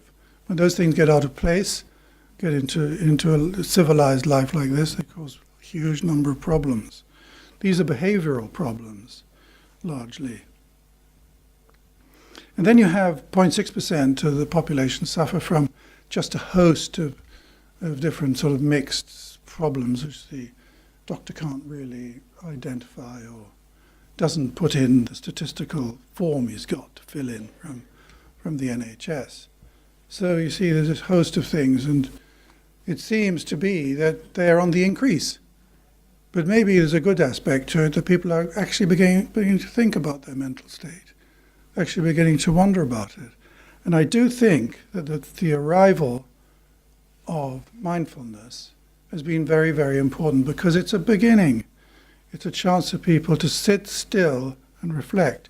If you look through these things, generalized anxiety, depression, phobias, obsession-compulsive disorder, panic disorder, you see fear as number one. You have to say the common denominator of all these things is fear. And what is it that sitting quietly in a chair does? Going with your breathing, you start to become calm. The anxiety starts to go away, doesn't it? Well, it does, doesn't it? It just does. Keep the body still. Keep it still for more than 10 minutes, 15 minutes, 20 minutes. Even if you don't want to get up, you'll become calm. Calmer and calmer. But where does the insight come? That's the crucial thing, isn't it? It's okay just to be calm. Well, the insight arises spontaneously. But as a rule, it's usually to begin with, it's usually the insight about what I want. What suits me. What would benefit me. It's all about I, me, and mine. So therefore we really do need the other practices. Because without those things, all this becomes not that useful. Definitely useful because people suffer less. But the real cultivation of a culture is a culture that shows the energy to work and the capacity to care and look after one's fellows. We need to be productive, we need to be energetic, we need to have all the virtues. But in particular, and fundamental to all that, there must be kindness and thoughtfulness for others. Because without kindness and thoughtfulness, we are reptiles in disguise. We look like human beings, but actually the reptilian mind is at work. We have to sort of get into that and get to know the reptilian mind really well before it can be let go of, because it's our friend. They say, do they not, that that if you're in Burma and you want to know what to eat in the jungle, you take an orangutan with you, and he'll go and find all the food. He'll find all the fruit and all the things, and go find where the water is, and he'll survive. He'll take you by the hand, and you'll follow him, and you'll know what to do. In a way that the instinct, that reptilian side, is absolutely vital and crucial, but it needs to be gentled and tamed, civilized, and brought into the 21st century, and then to be truly integrated. The awareness is there, the wisdom is there, the energy from our primal roots is there, but it's properly worked on. And this is ultimately what religious training is about, and spiritual training. And certainly Bhavana, Seelawimala started off saying, this cultivation of the heart-mind, or the mind or heart, is really the central thing. It has to incorporate everything. All of it has to be taken into account. And it's the cultivation of that fierce energy from our past, so it's gentled, tamed, and made useful. So that we can, when we are kind, we can be genuinely kind. And it has to be ultimately become completely natural, so it's totally second nature, or it is our nature. It becomes truly who we are. It's not just something, it's not a technique that we're actually practicing. But the only way that can really be done is through the removal of that central problem, which is the me, me, forgetting me. And that is something which I think the mindfulness movement needs to take on board, really does, because as long as we remain, I remain at the center of everything, there'll always be problems. This world will be run by avarice and greed. So we may be very aware, but we may be extremely avaricious too. I can bet you the people working in Goldman Sachs, I hope I'm not offending anyone here, but I'm sure they're very aware all the time of what is going on in a certain part of the world, probably the stock exchange and other things, and about what's happening in their office and who's competing with them and so on. The kindness has to be cultivated, truly cultivated, because otherwise it's just a dry, empty technique that has no real effect. And it is because, we do need to economically thrive in order to pay for what we need in this country, but we also need to be kind to others. It has to be motivated through kindness. It can't be motivated by through pure social manipulation. It just won't work. It has to come from in here. Otherwise we won't give up extra time to help others. We won't give up that extra time to help ourselves, to sit down quietly and to practice. That means giving up something, doesn't it? And it is my hope that I'm very pleased to hear that there is correspondence going on between Kabat-Zinn, and Amaro. And I do hope that, we are in a position, all of us, aren't we, to influence how mindfulness is conducted, to stress these important things, the importance of, metta practice, metta bhavana, how really crucially important that is.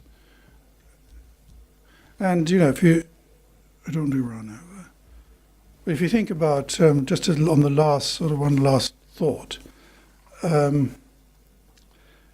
of the hindrances. A lot of these things that cause depression come from a long, long time ago in one's past. If you've been, deprived as a child, genuinely deprived, you haven't been given enough love and care. You haven't been given enough food, which is often the case, not enough clothing. You've been treated with cruelty, with unkindness. You will feel angry, won't you? And if you're normal, you will. You'll feel angry. You will have a great deal of desire to things to feel better. But you'll also have, along with that anger, you'll have a lot of other things too. You'll have a lot of anxiety. And that anxiety gives rise to hurry and worry, skeptical doubt, and all those things contained in the hindrances. And so those hindrances, which are hindrances to meditation, can also be said to be actually the unraveling, of the human heart. Because we start with desire. And desire can be twofold. One is for things we genuinely need. You can be starving hungry without getting angry. But for a child, that's not the case, when we're not mature. For me, I could not go out without a meal. Probably might get a bit, I might get a bit touchy if I hadn't eaten for 24, 48 hours. But let's say I could experience real hunger without anger. Let's say that's possible, isn't it? But for a child, that can't be done. What happens is you don't get what you need. You have to distinguish between a genuine need and just what I want for myself. A genuine need. That gives rise to the desire, gives rise to anger. The anger, if it's not satisfied, the anger goes on and on and on. The person will just give up. The core of them will just collapse. And they'll sink into depression. When they've sunk into depression, they start getting all sorts of other things too. They start getting, let's say, restless. When they are in action, they're not doing what they need to do. Sort of running around in circles, going to one room. Why did I come in here? I can't quite remember. Oh yeah, I better go back into the other room. That sort of wandering about, that restlessness. Yeah. And then you start to doubt everything. You doubt the future, doubt your friends, you start doubting your companions, you lose trust in everybody. The whole thing spirals down into that, doesn't it?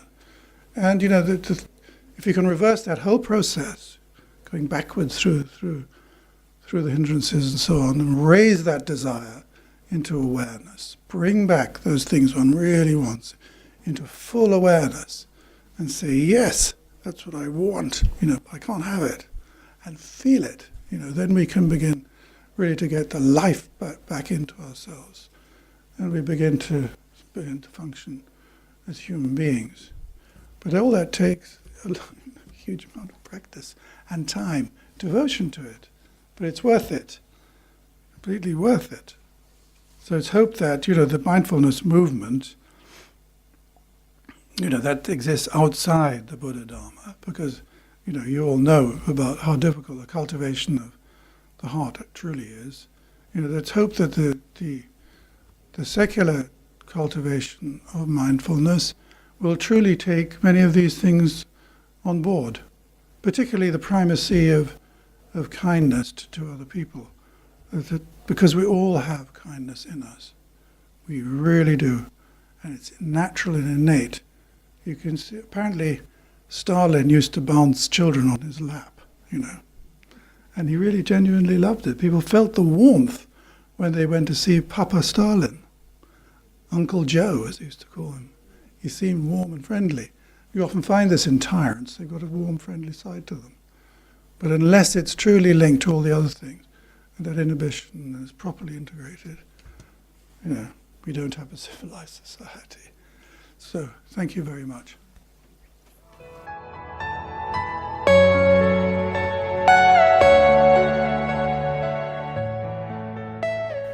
The topic of our next speaker is mindfulness and awareness. This is a widely spoken and important topic for today. The speaker is Professor Geoffrey Hunt. Professor Geoffrey Hunt is the Professor of Philosophy at St. Mary's University College, Twickenham. He is the founder of New Buddha Way and is the Buddhist chaplain for the University of Surrey, author and a lecturer of Buddhism, and teaches the Buddha's teaching in local schools. We would like to welcome him today. We are grateful for your presence. Please join me in welcoming Professor Hunt.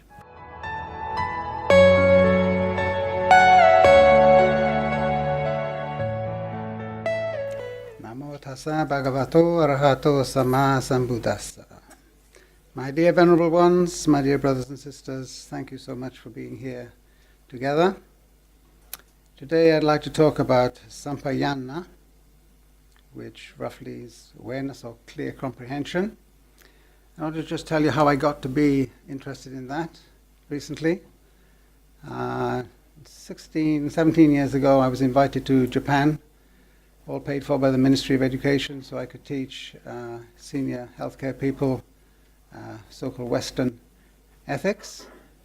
And while I was there, I took the opportunity to affiliate myself with a Rinzai temple, which I was there almost every day, going on retreats with them as well. So I was doing the two jobs at the same time. I learned quite a lot from that. I was fortunate I had a fairly good teacher. I say fairly good because there was sometimes a language problem, but that was more my fault than his. I subsequently took a certificate in Japanese, so I could try to catch up with him. I'm now more gravitating much more towards Theravada than Mahayana, but there's a lot to learn from all traditions, of course. But when I came back, of course, my friends and colleagues wanted to know, well, what were you doing out there? What did you learn? They didn't want to hear about the healthcare ethics at all. They wanted to know what happened in the temple. So I started talking to them about that, and before you know it, there was a little group of us, and we were learning about meditation together, basically. But it's strange how things grow. You plant a little seed in a pot, before you know it, it's blossoming as a tree. As a result of that, without making any decision at anywhere along the line that I would create a society or anything, it grew and grew until now, 16 years later, we have several hundred people involved in something called New Buddha Way, which has become a charity, which is a lay movement, Theravada influence. We are making some connections at the moment with Chitta Viveka in Chithurst, and we do an annual walk for Buddhist Global Relief to raise money for the poorest people in the world. But anyway, when I was asked to come here, I thought, what is the thing? I'm trying to be useful. You try to grapple with this issue about mindfulness and what's important about it. What was the most difficult thing for me when I'm teaching as a lay teacher, teaching other lay people? What is the thing that is very difficult to get across? Because there is a sort of light switch moment when one understands what is going on with mindfulness. So that's what I want to talk about, and that was the story of how I got to be talking about it today.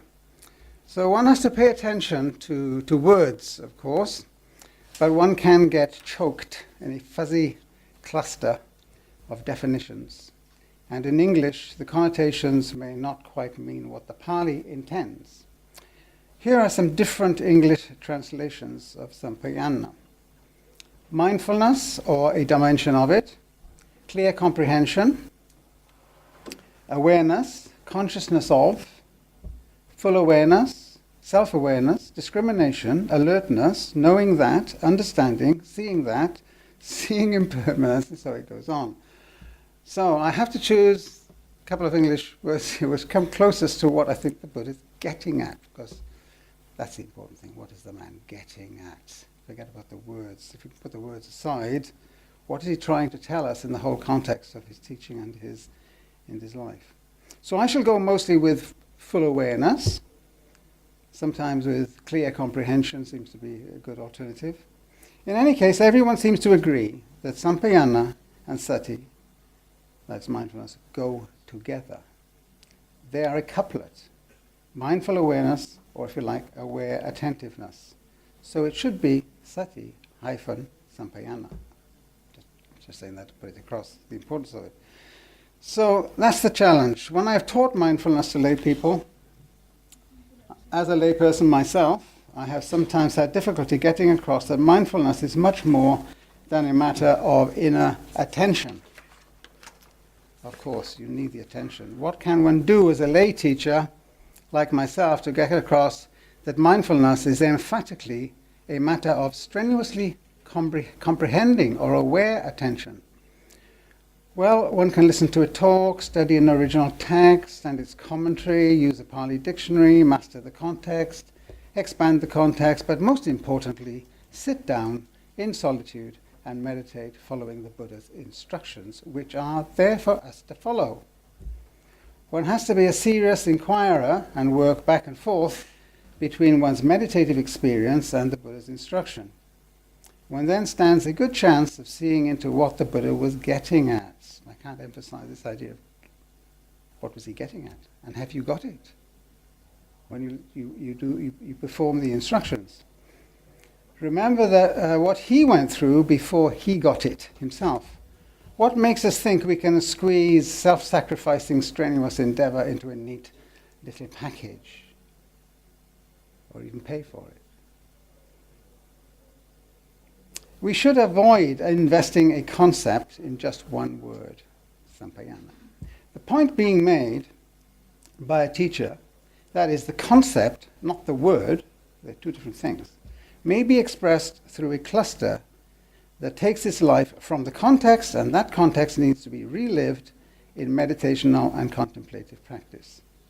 This is true, of all languages, but may be especially true in ancient Eastern languages. Anyway, let us not get too hung up on Sampayana. The question is, what was the Buddha getting at when he used it sometimes, and we might easily overlook it, and some other related words other times? Well, what was he getting at? I have an idea, a little metaphor for you. I love metaphors. I just can't seem to think without metaphors. I think it is what we might call the light switch effect. So here's the metaphor. I may know and even dimly see the boxes, old tables and chairs in a poorly lit loft in my home. I do see them, but dimly. But when the light, a newly installed light, is switched on for the first time in the loft, everything changes. Wow, that was a surprise.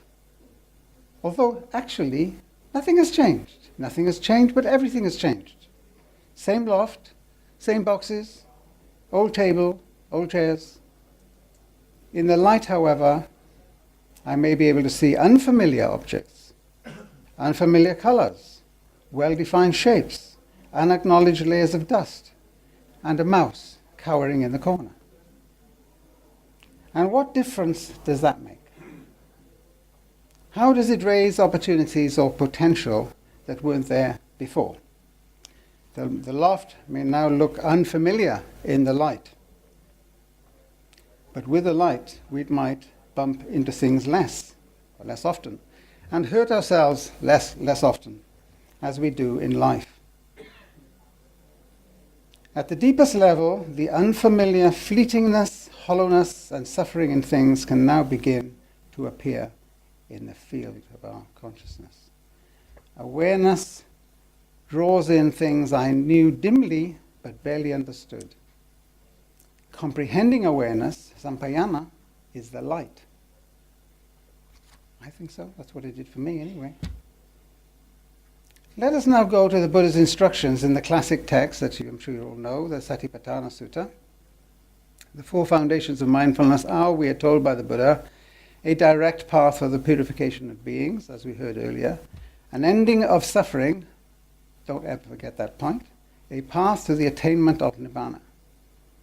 It is to those ends that we have these four instructions on mindfulness, mindful awareness of body, feelings, mind, and phenomena. Regarding our current societal preoccupation with mindfulness, we should always keep in mind the purpose of the instruction. Always keep in mind the purpose of the instruction. Without holding in mind the purpose, we are likely to lose or misconstrue its meaning or turn it inside out. Elsewhere, the Buddha warns us about the worldly lure of pleasure, praise, fame, and gain, in which everything is grist to the mill. Mindfulness could be part of that grist, if one is not careful. Well, let us focus on the first foundation as a kind of template for all four foundations, although they are quite different. All four making the point about the critical significance of sampayana, but it's easily missed. The Buddha is recorded as speaking of, quote, contemplating the body as a body, ardent, zealous, fully aware, and mindful. Fully aware is sampayana in this case, sampayana.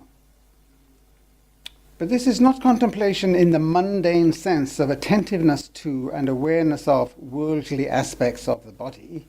You could do that. We all do that. We look in the mirror. We wash our faces. We put on lipstick or whatever it is that we do. That's attention, isn't it? So this is not about the worldly aspects of the body of cosmetic surgery, Botox, and beauty products. For the Buddha immediately reminds us, having put away covetousness or greed and grief for the world. He is not talking about paying more attention to your body. For goodness sake, it gets enough attention as it is. It's probably obsessive with a lot of us. How then should we be aware? What is this awareness thing? What is the worldly awareness to be contrasted with? Surely with an awareness of the human potential for tranquility, for compassion, for cooperation, for generosity and gratitude, for nibbana. Now, returning to the short quotation from the Mindfulness of Body teaching, what about the rather strange repetition of words in the phrase, contemplate body as body? I first read that, I thought, whoops, typographical error? No, something really important here. Contemplate body as body. Venerable Bhikkhu Bodhi cites the classical commentary, the traditional commentary, on this point. He says, it is a means of precisely determining and isolating the object of contemplation. Right. Now let's sit down and do some meditation and see what happens. Well, this may be true, what Bhikkhu Bodhi says, but I don't think it quite penetrates the critical or even momentous feature of awareness that the Buddha is pointing to. There is something here we really cannot afford to miss, and that is the dramatic shift in understanding. There is something wonderful and marvelous about this, which, by the way, is a phrase used sometimes in the Pali Canon to describe the Buddha. Wonderful and marvelous. So let me emphasize, when we light up with awareness any actual experience, and do so with committed investigative attention, If we penetrate that experience, we come across not the familiar body we take for granted, but the unfamiliar, something or other we have always called body. But now, in this wordless, fleeting glimpse, this moment of clarity, the body lit up by awareness is something almost alien, wispy, just unstably holding together the idea that it is me. And we shouldn't ignore that phrase either, the other phrase there, viharati atapi, to dwell or abide zealously or ardently. So this is no ordinary looking at something. Look as much as you like. That's not it. It's more than that. This is seriously inspecting and probing. If this were a sport, say throwing a javelin, the instructor would be saying to the athlete, focus on the target. Put everything you've got into it. Be the target. Here the Buddha is doing something similar, I think. But of course, speaking of mental effort, but with the same seriousness of intent. When I encounter the flickering, fragmented body experience as body, it is alien. It is not me. Aha, it is not me. I thought it was me. It's not me. This is a crucial discovery that anyone serious about mindfulness may make for themselves.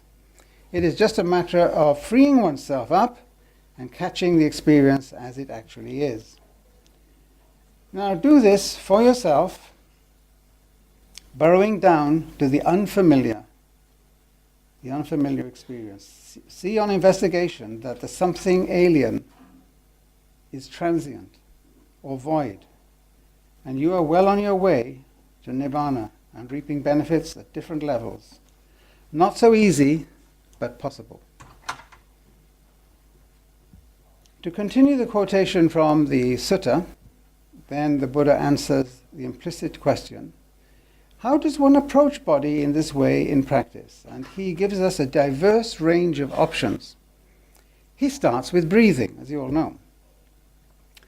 Again, this requires paying attention to the breathing motion going on, but not just attending, but attending in a special way, namely with sampajanya. The light has to be switched on. In every detail of the breathing, there is understanding. I am not just breathing out long or short, but I understand. I know it is just that is happening. I am brightly aware of its nature. Note that the key word is now pajanati, meaning to know, to find out, to come to know, to understand, to distinguish. But the point is the same. Full awareness, clear comprehension. Eventually, there is the insight that breathing does not need me in order to breathe. I am not doing the breathing. The breathing is breathing me. The me that arises and falls.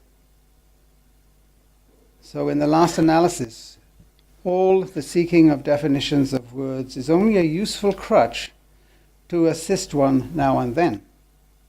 The real thing is seeing what the Buddha is getting at. Analyzing the words is a crutch, but a lame person is only assisted by a crutch if they are willing to do something, to try to stand up and walk. It is only through the doing that one sees how, quote, wonderful and marvelous the Buddha's teachings really are. So now is your chance. Well, right now, as you're sitting there, and you really must be getting quite tired right now, let's do what the Buddha tells us to do. We are now going to do a mini exercise together. You'll be relieved to hear it. It involves getting up off your seat. So, I now ask, please just follow me, okay? Trust me. I now ask you all to just stand up where you are. Right there where you are. Just stand up. That's it. Nothing else involved, just standing up.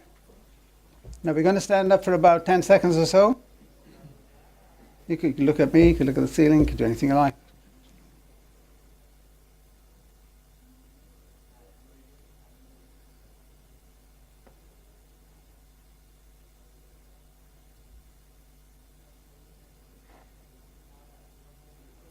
Okay, now I'm about to ask you to sit down. Don't sit down yet. But the instruction is different. Different instruction. Listen carefully to the words. When I do ask you to sit down, I want you to do so very slowly, in full awareness of the bending of your neck, the folding of the body, the folding of the knees, the folding of the hips, the sensation of contact with the chair. I'll repeat the instruction. The Buddha is all instructions. He's not interested in philosophy, psychology, or neurology, or anything else. He's giving you a set of instructions.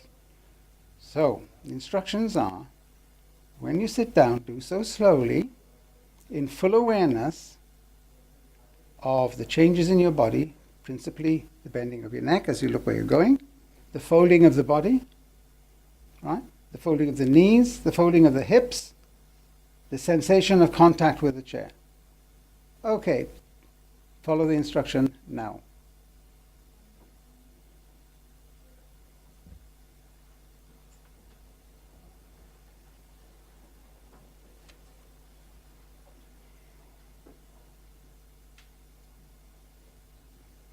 Now the rest is actually up to you. But I do have a question for you. Was the experience of sitting down different from the experience of standing up in terms of the mental experience itself? I know sitting up, standing up is standing up and sitting down is sitting down. We're not interested in that. What was different, the instructions, was I didn't say anything to you about how you should, what your mental attitude was to the standing up. You just stood up. That's what we do throughout life until we fall into a hole. The instruction was different when you were sitting down, not because it was sitting down, but because you had switched on that light in the loft. The body was doing very much the same sort of thing, only in reverse. So now you were lighting up the bending of the neck, looking where you were going. Body going down. Look at those knees. You're aware of it. You're conscious of it. You know that this is happening. So the question is, what difference does that make?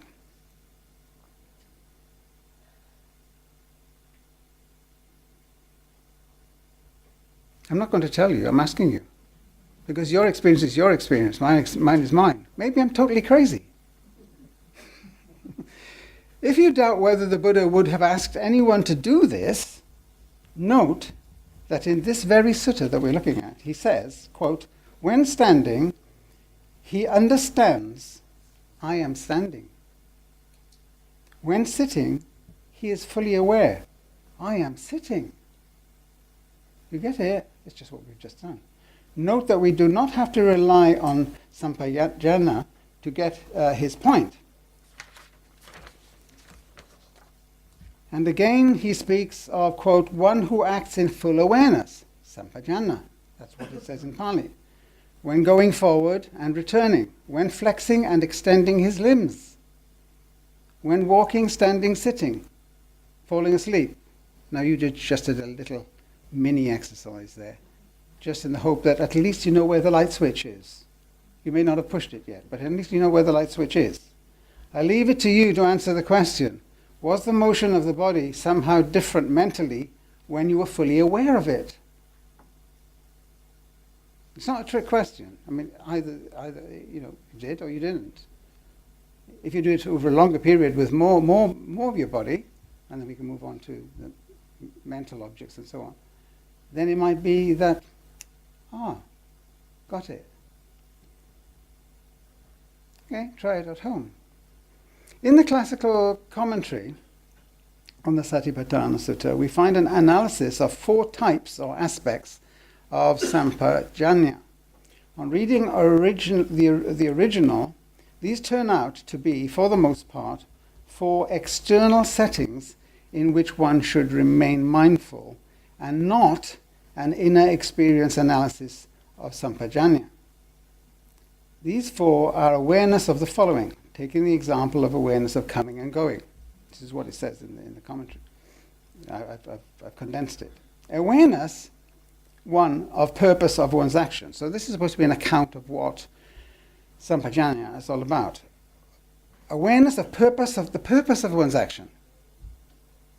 Is it worthwhile? Is it helpful to me? Clearly, directed towards monks and nuns, but it's even for we lay people, this is an important point. 2, awareness of suitability or propriety for what it is that you're doing. Is there a potential for harm to the demeanor or to your understanding? The demeanor required for the holy life. E.g., this is actually given in the commentary text, going to a greedy gathering. Well, greedy gatherings happen everywhere, even in temples. Or risking being trampled by an elephant. Not very likely in West London. More likely being struck by a red Ferrari in West London, but you get the point. However, seeing a corpse is suitable. Now, I lived in West Africa for 11 and a half years, and I saw a lot of corpses, mostly road accidents. Sometimes trucks had run over the body several times. Some had exploded, the petrol tanks had exploded. There were burnt, charred bodies in the car that you could see, or falling out of the car on the road. And they could be there days, no ambulance to pick them up. It's a shock. But it's more than a shock of disgust. It's a shock of, this is what life is, and this is what my body is. Do you see? The light switch is switched on. Then there's awareness, the third point in the commentary, it's awareness of keeping meditation uppermost in mind. Not abandoning it every moment, just because I'm going to wash the dishes, I'm going to forget all about mindfulness. Right? Do it in the daily routine. Fourthly, it's awareness of non-delusion, awareness of reality. And that primarily is that there is no discrete self. Let's not exaggerate. There is a self. It's a transient self. There is no discrete or separate self. That's the point. Let's not get mixed up here. So we've got to keep that in mind as we meditate, as we practice our mindfulness. And that is what the clear comprehension part is. That is the coupler. They go together. You cannot conceive of sati as just being nothing but even the most intensive inner attention. It's not quite put its finger on it. Okay, so what about an analysis, the analysis that we need, that I actually looked for in the commentary, and it didn't quite turn up. We can see that this analysis into the 4 types is not necessarily a mental inward-facing analysis, but an outward, activities-facing analysis.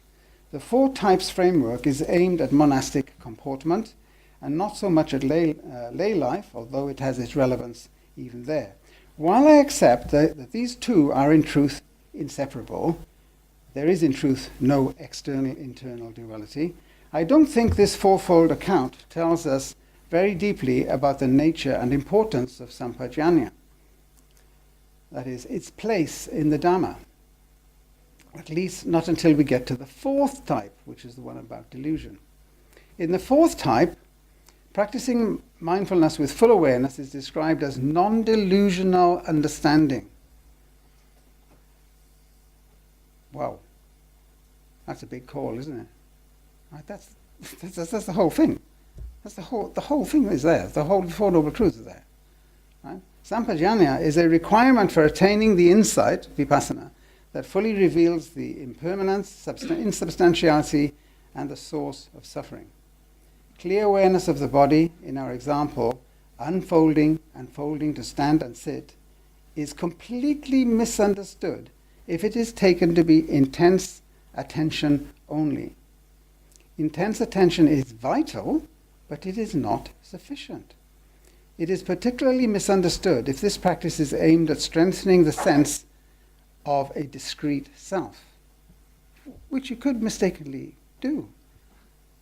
As a result of doing these exercises, you could become an even stronger and stronger self-centered person, because you haven't quite got that light bulb moment. The ontological light, as the light of fundamental reality, has to be switched on. And it becomes sufficient within mindfulness practice when it points us to the inability to find this discrete self, whether as body, feeling, perception, thought, or consciousness. That's what it's directing us towards. Look for it. You won't find it. But that's something you find out for yourself. I can tell you it. What I tell you it doesn't matter. Because it's an instruction. It's say do it and then you find out for yourself. If you don't find out yourself, well, that's just the way it is. Okay, so to conclude, this is a rather neglected sutta that I want to quote from that tells a story about what is truly wonderful and marvelous about the Buddha and the Buddha's teaching. Okay, I've used that phrase a couple of times. It's actually here and there in the Pali Canon. Truly wonderful and marvelous. Well, once the monks were assembled in Anathapindika Park, the disciple Ananda had just finished saying how the wonderful and marvelous quality of the Buddha is attested by the magical things that happened in his previous life and his rebirth, such as immeasurable light appearing when he descended into his mother's womb from Tushita heaven. I suspect that there might be some deliberate irony in this sutta. When Ananda had gone through this list of supernormal events, the Buddha added what was really important and down to earth. He then interjected, not wanting to offend Ananda, remember this too, Ananda, as a wonderful and marvelous quality of the Tathagata, that's the Buddha. Here, Ananda, for the Tathagata, feelings are known, vidita, as they arise. They are known as they present. They are known as they disappear. Perceptions are known as they arise, known as they present and as they disappear. Thoughts are known as they... We're back to this awareness thing, see? And as they disappear. Remember this too, Ananda, as a wonderful and marvelous quality of the Tathagata. Thank you for listening.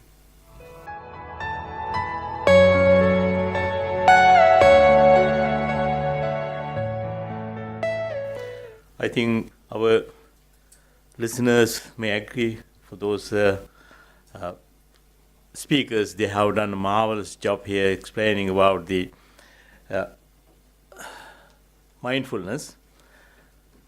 So we would like to thank Most Venerable Ajahn Amaro and Venerable Kovida and the Dr. Desmond Biddulph and the Professor Geoffrey Hunt for spending time for us.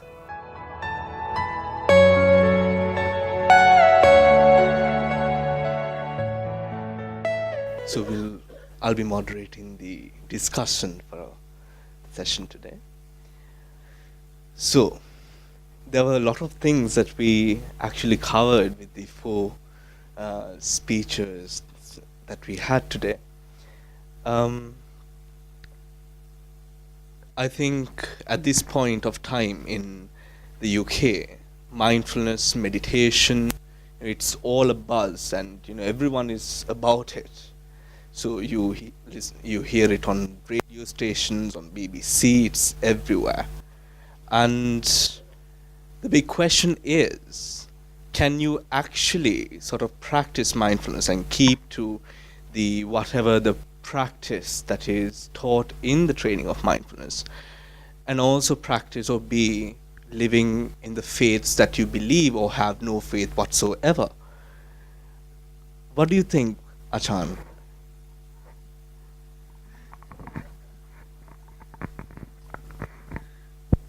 Well, if I remember correctly, the Buddha pointed out that as long as a person's practice contained all the different elements of the Eightfold Path, then that could lead to liberation. If it didn't contain all those elements, then it couldn't. To me, it doesn't really matter what you call those particular, the name by which those go, as long as those qualities are embodied. And I think many of the speakers, the Professor Hunt and Dr. Biddulph and Venerable Kovida, all of us were, in a sense, alluding to that fact. It's really what you do that makes a difference. So whether someone uses a Buddhist language or uses a sort of Christian theistic language or a psychological language. I don't think the terminology really matters. It's the qualities of being that are important. So that for some people, any kind of religiosity in the language is a sort of, is an alarm button, and so that what is known as stealth Buddhism has evolved over some time, where and I've had conversations with John Kabat-Zinn and others about this as well, where for him, America is a far more sort of religiously conscious country than anywhere in Europe. Even the most sort of zealously religious country in Europe is nothing like the USA in terms of, I would say, having lived there for 15 years, it's an extremely strong force in the culture. And so for John Kabat-Zinn to develop the mindfulness-based stress reduction as a training, he had to quite deliberately trim out all of the Buddhist language in order for it to be an acceptable therapeutic training within the pool of American society. Because he knew that if it had any kind of religious tone to it, and it was not just presented as a mental training, that it would have been sort of dead in the water, as they say.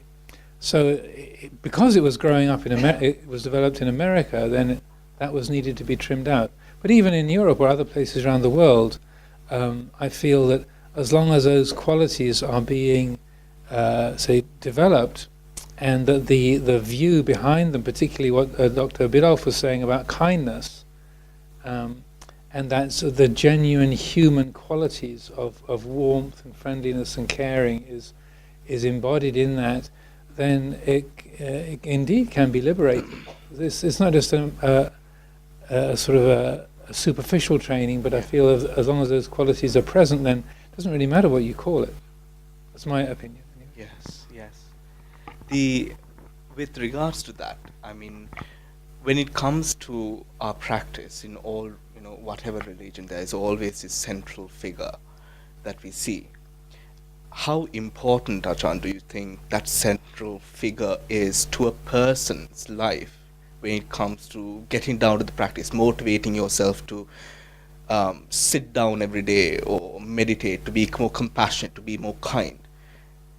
Or is it possible to have that same effect without that central figure notion? Because Professor Hunt, you also did speak about this identity and not seeing that. And now when we are able to perceive ourselves as Nama Rupa, or in that ultimate form, can we have the same results?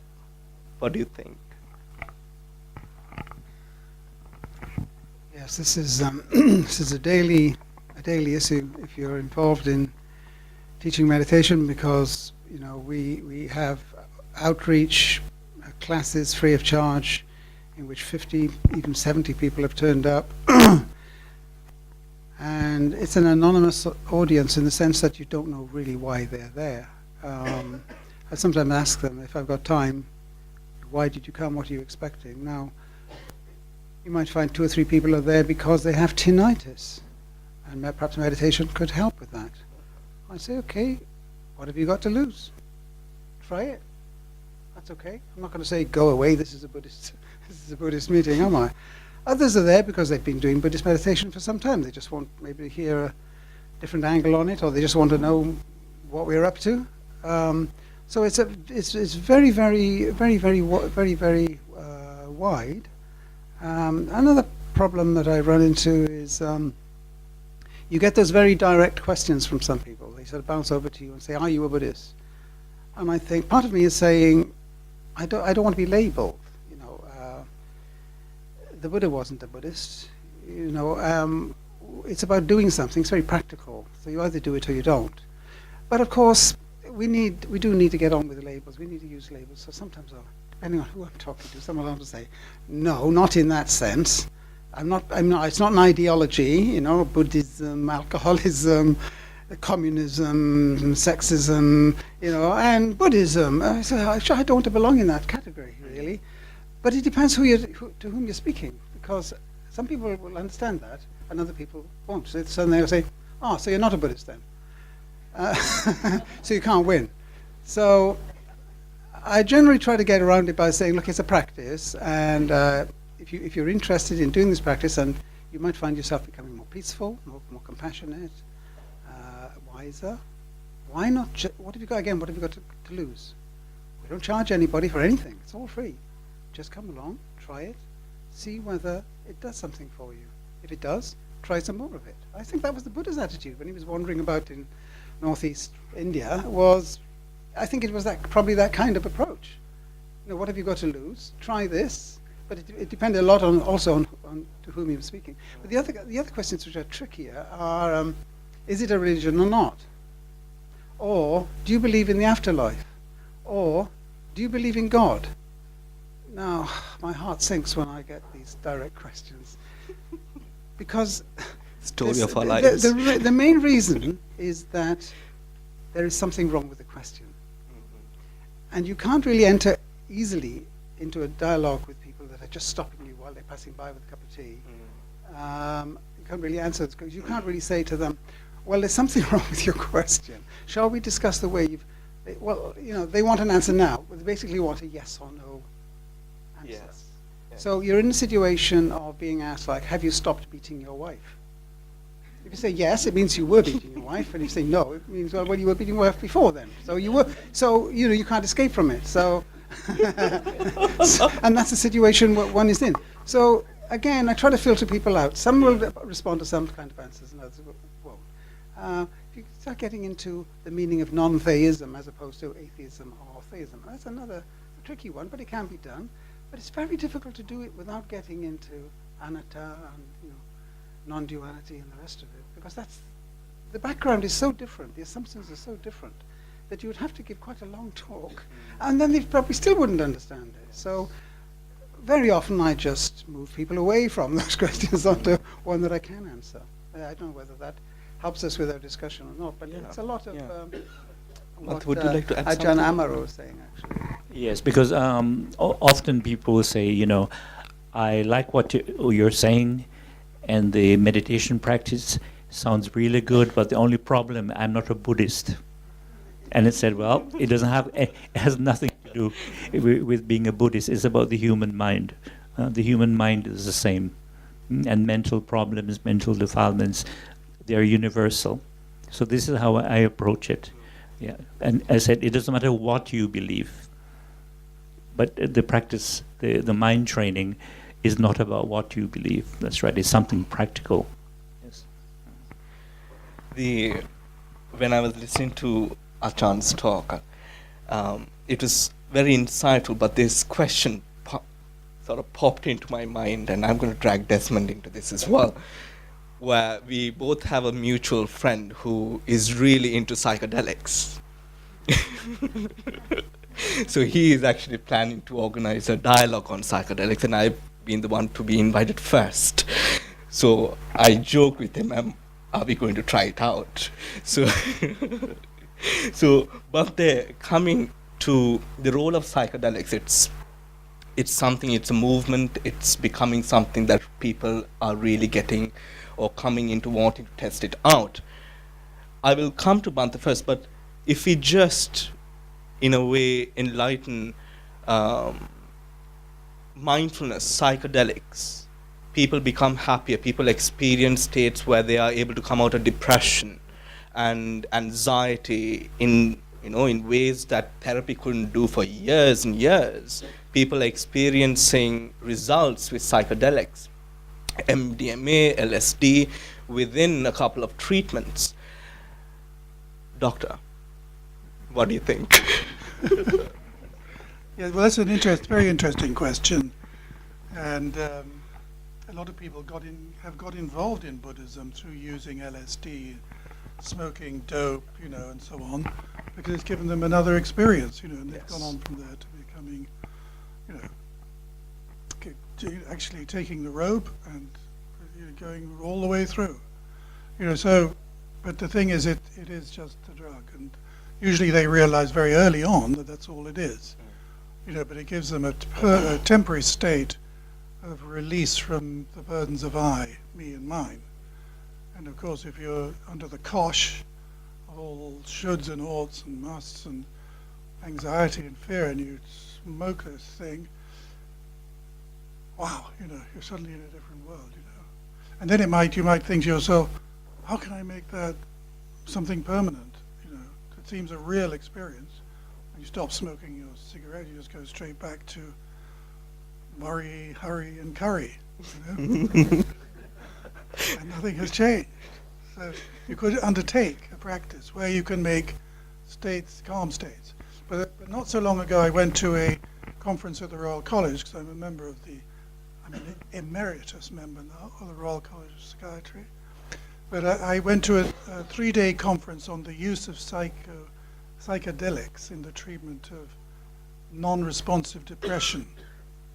Because there are people who have really profound depression. And no matter what you give them, no matter how much you talk to them, any sort of practice you give, they just can't get better. And there is a unit at Imperial College under Professor Nutt who uses the magic mushroom, which is actually psilocybin. And they do it in very special surroundings. They make a sort of slightly darkened room with beautiful music, and they light incense, and so all the things that you might put on an altar, things for the eye, things for the nose, that appeal to the senses, are there. And then there's 2 psychiatrists sits with them, and then they take the psilocybin in different doses, and 6 hours later it's passed. But they found that it had a very remarkable effect on lifting depression, which normally can't be got rid of. We have to say it's a good therapeutic response. But it was very interesting in talking to people, and they do actually recognize, that the state of I, this switch from everything being about I to that I-less state, is crucial in understanding the nature of depression. That's really important, because it means that, it's confirmed, at least in certain areas of the psychiatric profession, that there is such a thing of that I-less state, which gives rise to joy, happiness, enhanced experience of the world, and also, importantly, a sense of profound meaning. That I hear this experience of a human being in a human body has profound meaning and value, and that's something which is so easy to forget. We forget it ourselves. And these experiences lift the depression.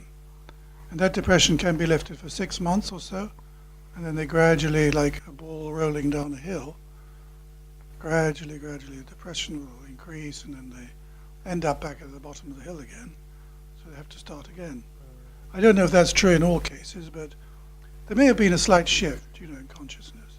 But it also, I noticed that they did lots of brain testing at the same time. They put, things on top of the person's head, and they put them in, functional MRI, these big machines where you can see what's going on in the brain. And they noticed actually that the whole brain was activated. It wasn't just their normal state being depressed, or just small tracts of the brain were being used. But they found that with the use of these drugs, the whole brain was suddenly involved. And actually what it really is, in part of the effect of it, is that suddenly you can actually feel, people who take it, suddenly they're actually having real, genuine feelings, not just emotions of anger and rage or depression, actually feeling things, having feelings of joy, of happiness. They may be sort of very forceful at times and overwhelming, but suddenly the person will come alive by the time they're actually using the medicine. But, this is what, after all, what the Buddha Dharma brings to us, isn't it? If we really practice, we go from a half-dead state to becoming living human beings. You become alive through the practice of Dharma. That's the great gift. The Buddha became fully alive on his enlightenment. Sudden realization of what it is to be a real human being. That mystery answered all his problems. And this is what the Dharma teaches us. But, the thing is, it's a good insight, it's a window, but it's impermanent. like all those other things. Passes, transient. But if you want to get to the deathless, then you have to undertake proper practice. Yes, it is. It could be said that, of course, that it's a very important, impermanent thing. But the high that you experience while you are on these drugs. But when you come into things like shamanic journeying, ayahuasca, where the high lasts something like 18 hours, and in these forests people go through these experiences of shamanic journeying, it is a little bit different from what we would experience with MDMA, LSD, and all of these other drugs. It's where in shamanic journeying, it's more of going through an experience, having flashbacks of what has gone wrong, what is your hindrance, what is the barrier, and people sort of start getting these insights. And because of that, it seems that it comes to a collision in a way with morality, and is this correct? Because this is also something like a drug. It is a drug. So do you have anything else to say? Yes. In traditional societies, very often the shaman, or the central spiritual figure in these, I'm taking this from maybe books that are out of date, I don't know, but the shaman was someone who probably when he was young, maybe when he was a teenager, adolescent, suddenly went perhaps mad, or suddenly started, to develop a psychosis. And over time gradually got better and came back into the real world, and then started being able to interpret dreams and interpret various things that were going on in the community, and became a spiritual source of wisdom. Well, usually the classical features of the shamanic journey are going to heaven, heavenly states, going to hell, the hellish states, then having your body torn into pieces, often put into a sack and broken up, so it's completely fragmented. It's then brought back together again, magically, reconstituted as a human being, and then you're reborn into the world of your community.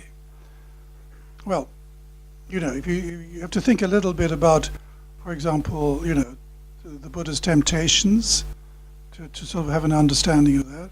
But also you have to look at the course of a human life, In order to really have wisdom, you do need to have experienced what other people experience. That's the nature of compassion, isn't it? So you need to have experienced deep depression at times, great sorrow, sadness, joy, happiness, and extreme feelings of fragmentation, coming apart and all that. And if you do a practice and you're really held together by the community and the Sangha and everything else, you will get a chance to actually, through long meditation periods, to have all those experiences, but it's contained, and reality is made very central to that. So you can have all those experiences. And if you can, experience the full orchestra of human emotion and come back and regain your humanity in all its fullness, and I don't think I need to go into what that is. Yes, but, then you can be compassionate to other people when they're having a terrible time. You know what it's about. You immediately know. You don't need to consult a book, or you don't need to look in a textbook or anything. You know where they are. You know where it's going. You know what to tell them to do about it as well. That's the crucial thing. And the shaman, was somebody where this happened spontaneously in a community. In a real religion, we somehow repeat that through the nature of the thing, because it's a natural, innate way in which we learn about ourselves, And it's sort of repeated, but not. It's formalized. Language is created around it, and that gives birth ultimately to the fully formed human being. I think that's sort of like that. It is a very broad topic to my bad. Yes. Shall we allow? Yeah. So this might just be folk etymology, but I have heard that the word samana in Pali and shramana in Sanskrit is the source of the word shaman. that a shaman, a samana, the monastics are samanas, and the Buddha was called the Samana Gautama, that it's the same word. So I would echo exactly what Desmond was describing, because and our teacher, Ajahn Chah, would say, if you haven't wept 3 times as a monk, you haven't really started the practice. That you should be confronting you have the times of heaven, where you're deeply inspired by the teacher. It's also wonderful, it's perfect, this is just magic, this is perfect, this is just a dream come true. And then there's this moments of just grinding anguish and horror.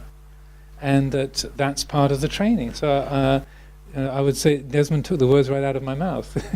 And that shamanic journey, I'm not so familiar with the shamanic tradition directly, but there's visiting heaven and hell and being broken into pieces and being reformed.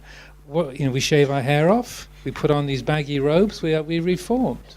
That's what going forth, the going forth as a bhikkhu. That's what you're, or as a monk or as a nun, you're stripping away all your normal human characteristics. Your hair, your features, your money, your status, everything is gone. Your family is gone. Your nationality is gone.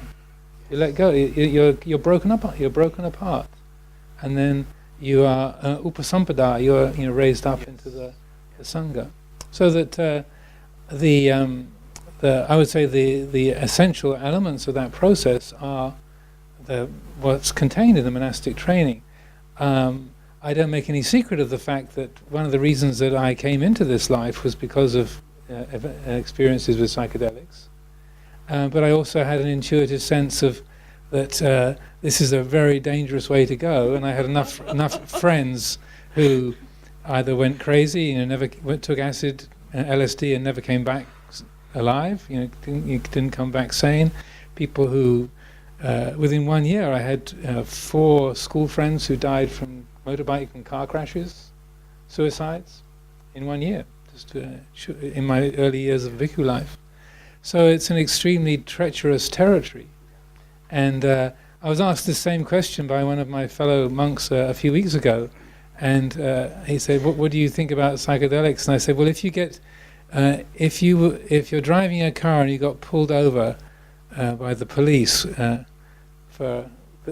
what the police would say about your state of mind while you're driving the car, that you're not safe to drive a car, then it's definitely against the 5th precept." Now, the kind of situation that Desmond is describing, I feel also that's extremely important. Someone who has incurable depression, that can't be treated with chemicals, it can't be treated with specific kind of electroshock therapy, it can't be treated with any kind of talking cure, nothing can reach it. But if something can, great. For that person, and I've known some treatments for depression that other people were using, not with psychedelics, but other specific methodologies. They only had a very small group of experimental subjects, just like 6 subjects. But they said for 4 of those subjects, some of them said they had never experienced any kind of happy feeling in 20 years. Nothing. Not a moment of happiness in 20 years. And this was with putting an electrode right into a particular cluster of cells in the brain, and with a very specific stimulation to a certain brain area. And for those people, it's like, it's like breathing for the first time in 20 years. So you can't say that's a bad thing. Yeah. And if people are using psychedelics to bring that kind of experience about, well, sadhu. But then also I feel that then what do you do with it? Because you can't rely on that. That is not something that's going to be intrinsically liberating. So I feel that there's been a lot of talk in Buddhist literature recently about psychedelics and their value and such like. And I'm extremely cautious, and I certainly wouldn't recommend it, because the number of people that are sitting down in an extremely carefully controlled situation, just like if you're in the dentist, being given nitrous oxide in the dentist chair, it's safe. You're sitting still, you're kind of held down, and and nitrous oxide is a psychedelic, I can assure you. But you're in a dentist's chair and you're under medical supervision. You're not driving a car, you're not sitting in a room with friends, you're not even kind of walking through the woods on a retreat. That kind of close, caring, knowledgeable supervision is non-trivial. That's an important part of it. So I certainly wouldn't recommend that as a path. Obviously I'm biased, I'm a monk, and so that's my conditioning. But I would say that it's extremely treacherous. Also in terms of the shamanic world and people who've had those kind of visionary experiences, encounters with other entities.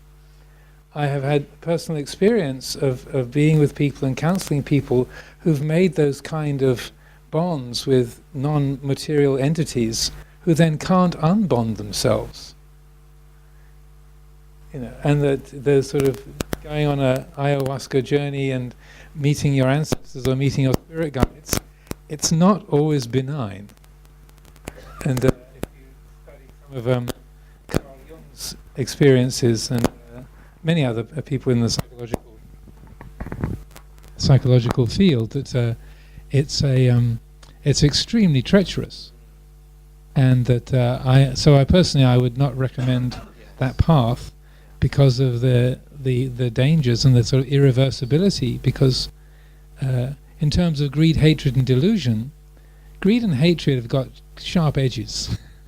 they're fairly clearly defined. When the mind gets lost in delusional states and the self-deception and not having clear boundaries of what to believe or what's true or what's not true, I would say that moha is almost the most dangerous of the three unskillful routes, because I'm not saying that greed and hatred are great, but they're clearly defined. And when the mind gets lost in delusional states, it's extremely difficult to be clear about what the boundaries are, or what is trustworthy, what's not trustworthy.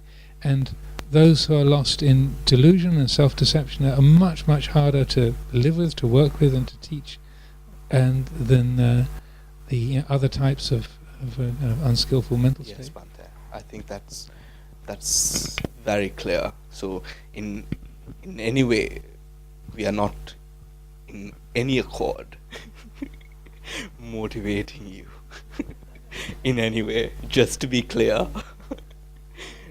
Yes, of course. Question. Do you think that sometime in the future, in principle, we could just abolish Buddhism? We don't need it. Just physical interventions in the brain. If we had enough knowledge, we'll just make the physical interventions. Everybody will be happy when they what's the point of Buddhism? Now, this is what they call a reductio ad absurdum question, right? It's meant to challenge you as to something going wrong with our thinking here. The other side of that coin is that we're here because the Buddha was a genius of some sort, and he taught us a lot of things, and it's all written down. At that time, 2,500 years ago, which is the Iron Age, he knew absolutely zilch about how the brain worked. And yet, he has given us instructions and a direction in life which has stood the test of time, 2,500 years, and we're still here. He didn't know anything about brain science, and yet is there something deficient? This is the question. Is there something deficient in the Buddha's teaching that will be filled by neurology? That's the other side of that question. Yes.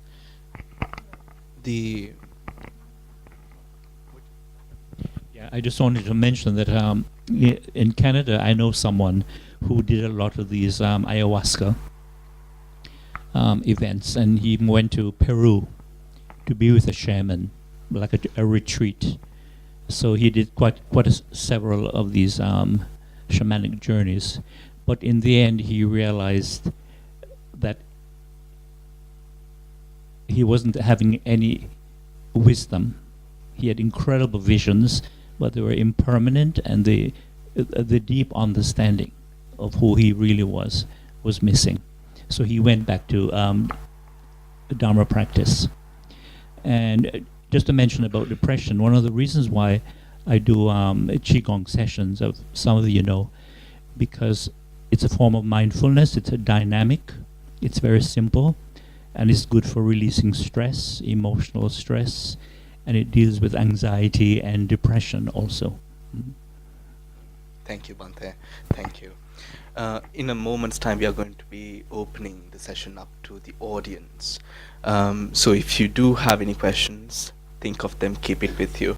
But I'm going to ask one more question before we move on to giving the chance to the audience.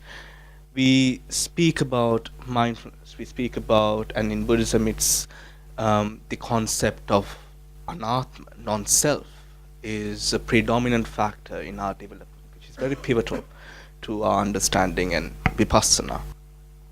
But many people, from a very young age, we question ourselves on who I am.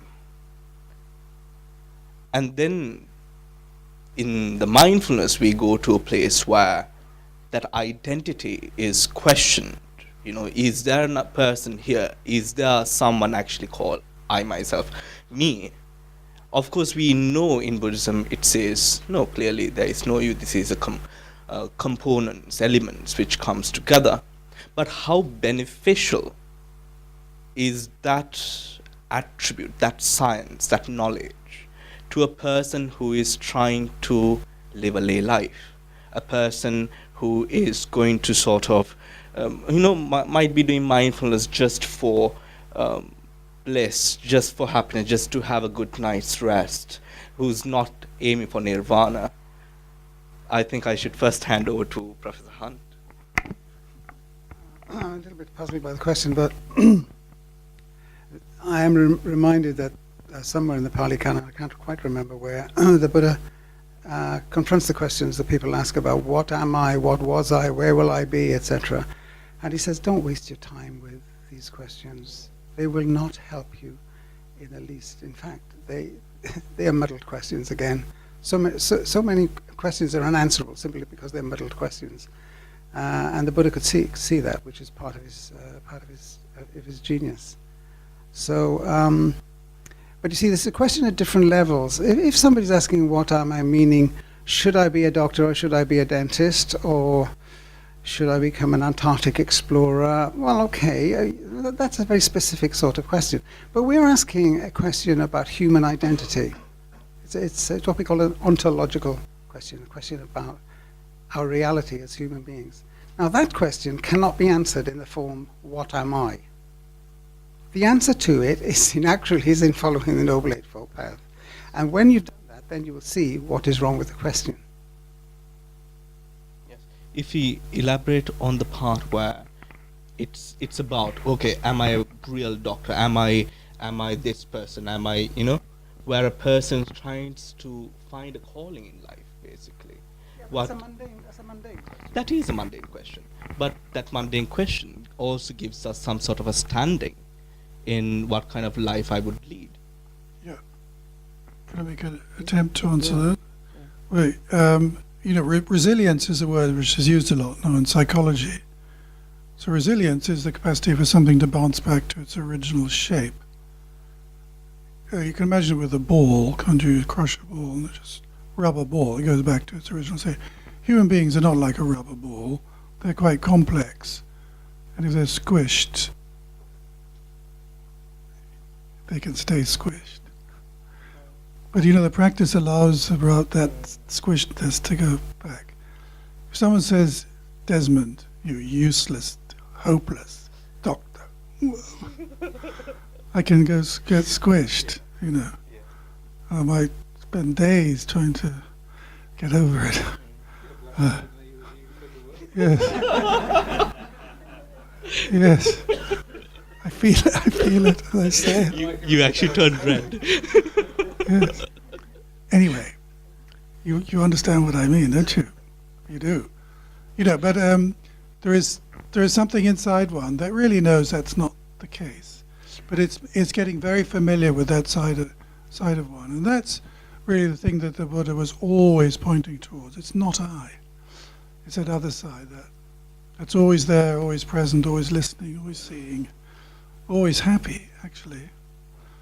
But it's making contact with that, staying in contact with it as long as possible. If you have done something wrong to someone, of course you have to say, I'm so sorry, I really made a mess there, And it has to be meant too, otherwise you won't feel better. And you won't bounce back and become back to normal. You'll still feel something's wrong. So, all those things are actually natural. But where it connects with other people is that this resilience, which is, I may think of as personal, this capacity to go back into its original form, also takes place in a football team. You hear people saying, Arsenal, they just lost their form. Look at what happened in the second half. They all lost their form. They're all over the place. So form, this structure, the capacity to keep a structure is very, very important. If something happens in a family, something bad, the family loses its harmony and its form. And it'll wobble and may even collapse and die. The whole thing may just break up.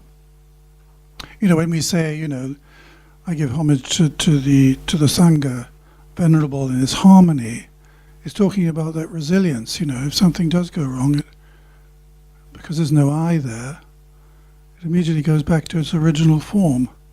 The form isn't lost. The harmony is there. Harmony is present. So the identity is to do with all the non-I things, like the harmony, the joy, the happiness, and the capacity to deal and say yes to all the unhappy things. And that's one's identity. It's not, whether I'm a boy or a girl, or whether I'm big or small, as it is in the Metta Sutta, thin or fat or whatever it is. It's to do with that living thing, which is always pointing towards. But people do get very upset about identity. It's one of those big things. And why? Because we're encouraged by partly our socioeconomic thing. You've got to be a somebody. You've got to be a somebody. You've got to be appreciated. You've got to have self-esteem. Build up your self-esteem. Build up your confidence. Build up your this. Build up your that. What about just learning just to be natural? That's important. But it's when it comes to being, say, choosing a profession, well, you obviously have to go with things that you're interested in, things that the heart inclines towards, things that the heart moves to, things that really interest you and absorb you. Move towards that, give your heart to that, see where that will take you. I remember somebody asked one of my teachers, he said, well, you tell me to give my heart to something, to what I'm doing right now. You tell me to do that, but say I'm going in completely the wrong direction. Tell me to give the heart to what I'm doing right now and here and now. And I'm going this way, but I really should be going that way. What do I do about that? He said, don't worry. The road will bend. You give yourself that way, and it will bend and go right the way you need to go. So the thing is, if you give your whole heart to the here and now, to what you're actually doing, whatever it is inside that needs to be activated, it comes alive. Come alive will carry you and take you where you need to go. Thank you, that was beautiful. Thank you. So, who has any questions? If you put your hands up, yes. Yeah, I'm really lucky to have been listening to this whole seminar. I'm very thankful to Professor Seelawimala Amaro for that. And I want to ask a question from Professor Desmond. He concluded his lecture saying, feel it. Feel it. You said about depression. Could you repeat that? Yeah, you concluded your lecture saying that to feel it. That means you said the desires, and not to suppress the desires, but to feel it. Yes, so that is an incredibly important. That's a very, very important question, because a lot of people think when they go into religious practice, spiritual practice, they mustn't feel desire. It says desire is the cause of all this. Therefore, I will not feel desire. I'm going to just block it out, so they become more and more stiff and more rigid. But that's not what the Buddha said. Not at all. It's not to do with that. It's the object of this thing is to feel things fully, but not give in to them. You know, I'm very thirsty. That glass of water will become incredibly important. All I will be able to think about is drinking that water. You can imagine, can't you? It's a very hot day. Can I take that desire? Am I able to endure it? To endure that suffering? Yes, I can. It's only going to be another 10 minutes. And I can have my drink of water. 15 minutes. But if I snatch it, I drink it down now, then I cause upsets everybody, doesn't it? So feeling that desire, then if I know what it's like to be really thirsty, I'll know what it's like for you to be really thirsty. And furthermore, that thing inside me that always wants to have its own way will have been just gentle, just that little bit. It hasn't given in. So there's just that little bit less of me, because I've been able to say no. Do I say no just because you're looking at me, and therefore I'd be embarrassed if I grabbed it? But when you've gone out of the room, then I'll grab it. No. That can be a reason. It's not a bad one. But it won't ultimately do it for you. It's important to realize the real importance of that sustained restraint. How really, really important that is. And something inside us really does understand that. You may think these rules are imposed from the outside, but there is something very deep inside human beings that really understand the nature of restraint. And if you can and it's linked to kindness and generosity, strangely enough. There's a very strong link and tie between those two things.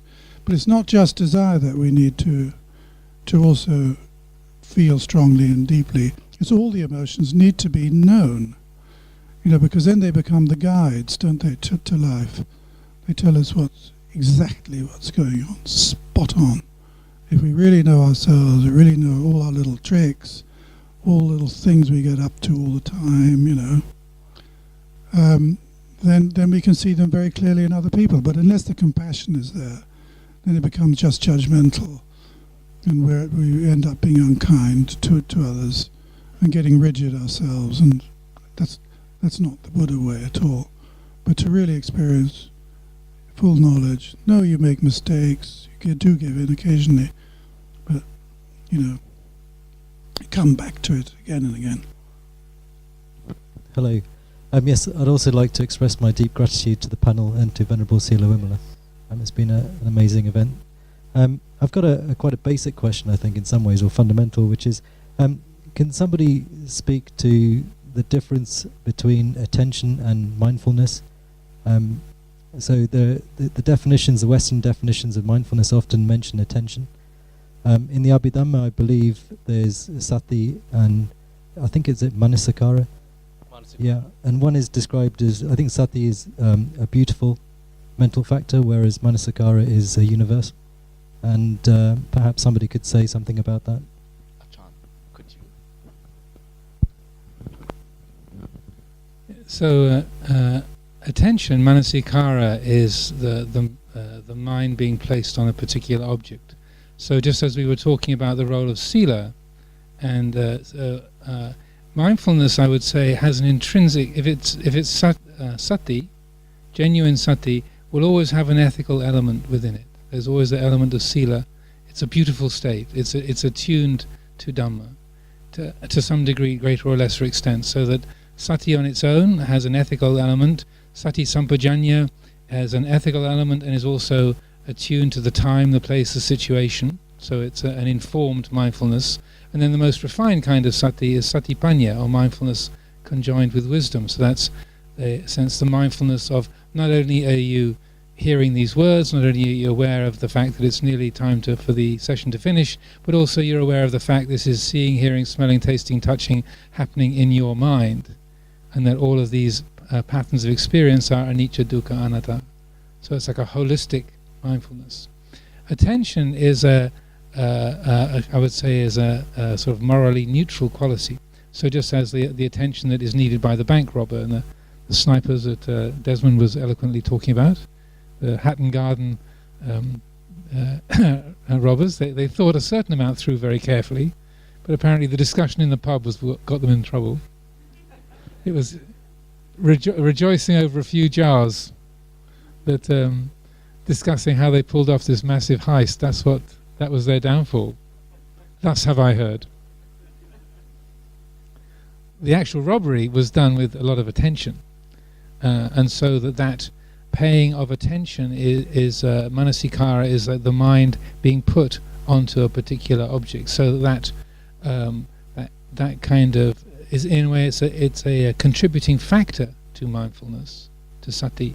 But sati has a not just an ethical element, but it also has that quality of balancing, of integrating.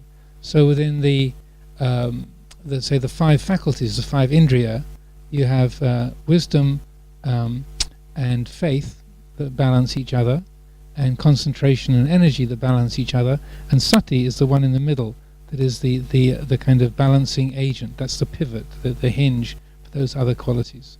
And so and that appears also in the description of the 7 factors of enlightenment. The Buddha again describes sati, mindfulness, as the quality that integrates the rousing factors of enlightenment factors and the calming enlightenment factors. So that attention on its own doesn't have that integrative and balancing quality, whereas sati will do. So sati is more comprehensive and more automatically attuned with Dhamma.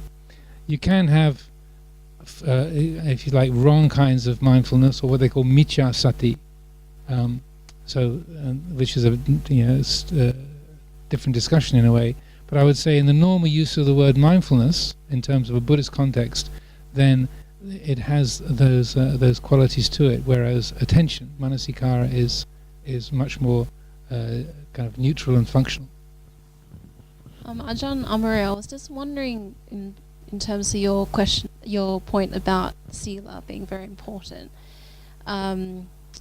in a culture that's quite sick of religions telling you what to do, and like quite a lot of drinking culture and pressure to conform, how do you approach, or how do you encourage discussions about sila in those kind of skeptical contexts?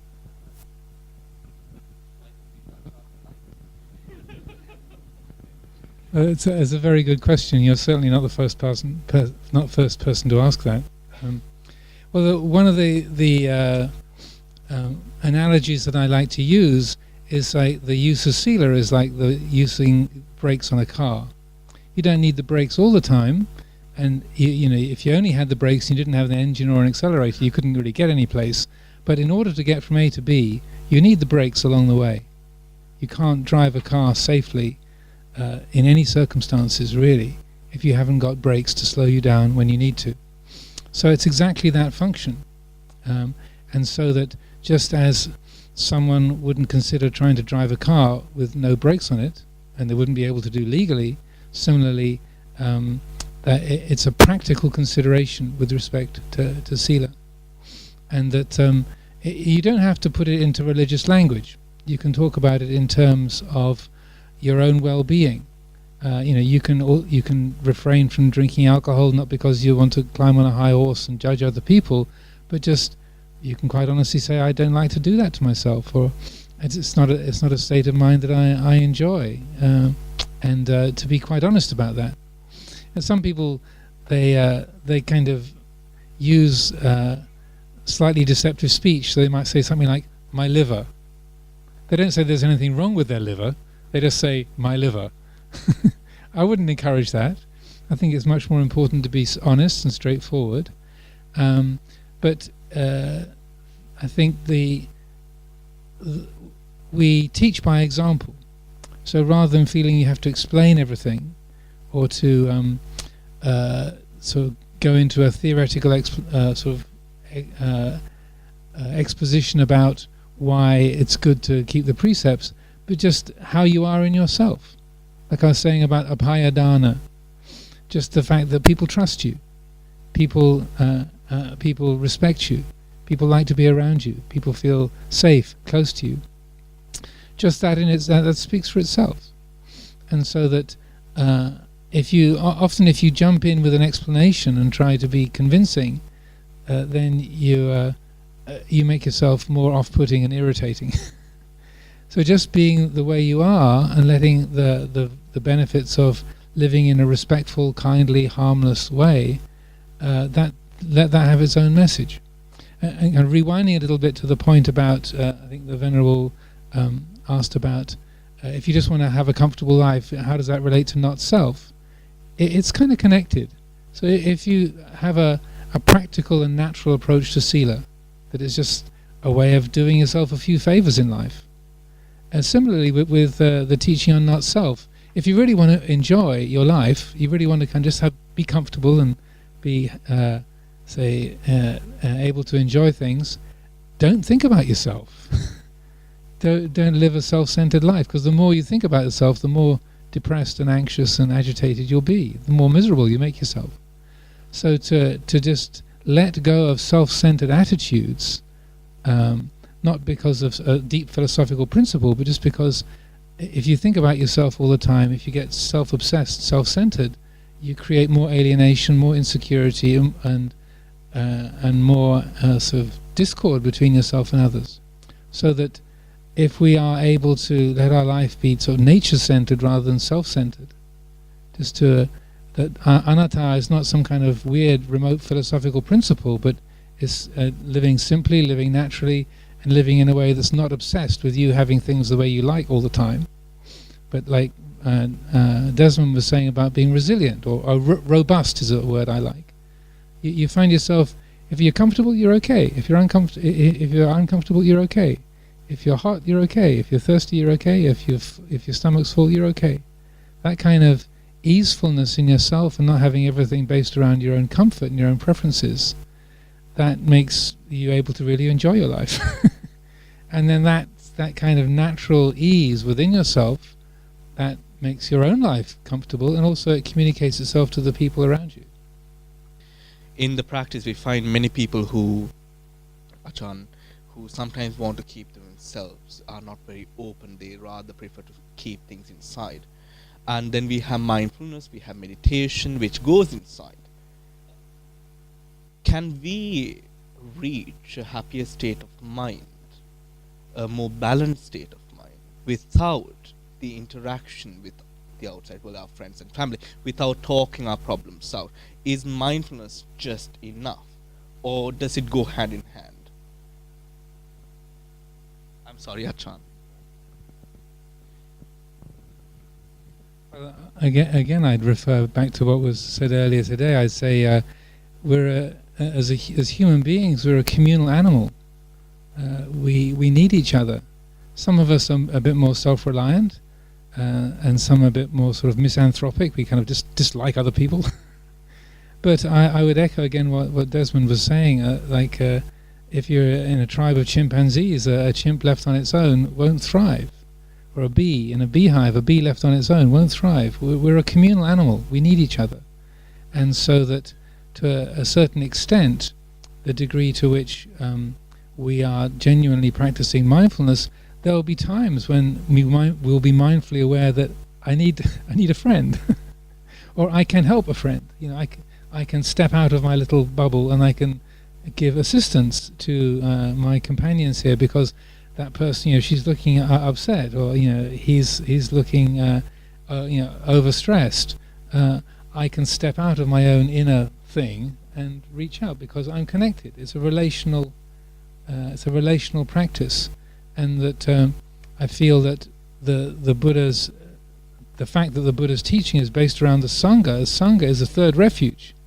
It's not a coincidence that means that the unified assembly, that is a refuge, is that quality of communion, that we are living together. We can live together as a human family in communion, in a harmonious, unified state, and that's a refuge. obviously when we talk about the three refuges, we talk about the Sangha as a refuge, as the four pairs, the 8 kinds of noble beings, the enlightened ones. But I feel that that we live in connection with each other. The Buddha was totally enlightened. He was a Sammasambuddha, but then he lived the next 45 years completely in a state of relationship with the society. He lived on alms food. His body was nourished by the gifts of the people of Bihar and Uttar Pradesh and northeast India. He lived in relationship to others, and that sense of isolation, or I don't need anybody. I'm fine by myself. That's often based on a not very subtle aversion, I would say.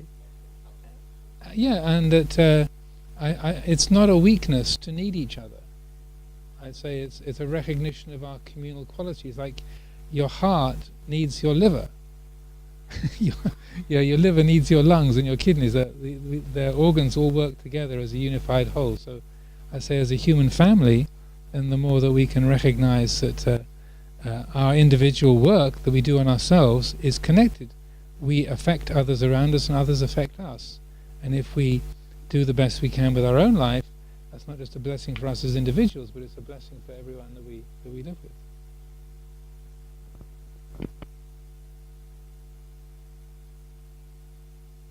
So this marks the end of our session. Thank you, Ajahn, Desmond. Thank you very much for letting me haggle you and ask you questions. So this marks the end of the discussion, and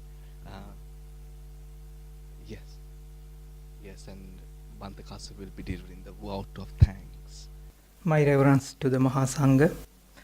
I feel most privileged to have been given the opportunity of conveying the vote of thanks at this milestone event for LBV and BMBS.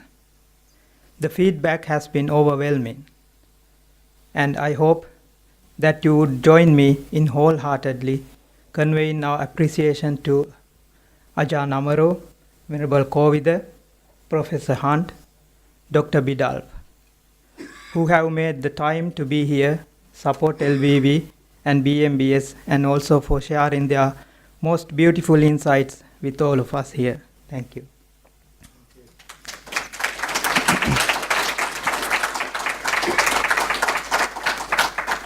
I may also like to express our sincere thanks to the head monk of the London Buddhist Vihara, all the resident monks, Anagarika Dharmapala Trust, the Vihara Management Committee, and all our coordinators. At the London Buddhist Vihara, we feel most fortunate to have a team of enthusiastic and dedicated supporters who have worked very hard to bring this seminar to what it has come to be today. From the printing work to managing the sound systems, to the flower arrangements, to preparing the refreshments, and all overall helping to keep everything together. Thank you all for your support. And last but not least, I would like to thank all of you, our audience here today, for being here with us all throughout the event and making this event memorable to all of us.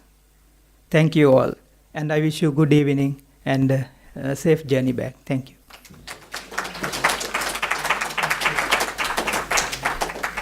Okay, thank you, Venerable Kassapa. That's enough, actually, the words from the organization, but it is customary for us to share some thanks, some customary way we share some gift with our speakers, especially as I have the overall responsibility for this event. I must be grateful to all of you, the speakers, most venerable, my Kalyana Mitra, Ajahn Amaro. He accepted my invitation. Thank you so much. Wholeheartedly, I convey my grateful thanks to you, Bhante. And Bhante Kovida, thank you so much for sharing with your insight with us. And also my good friend, Dr. Desmond Biddulph, the chairman of the Buddhist Society, always with me in order to organizing important events in the past and today as well. And my good friend, Professor Geoffrey Hunt, when I had an opportunity to talk with him, then he was very kind and friendly, accepted my invitation. Thank you so much. I have a lot of questions actually. I don't have enough time to ask these questions because being head of the Vihara, mindfulness practice and this head monk position sometimes clash to each other. Therefore, that is, I think, we all have sometimes.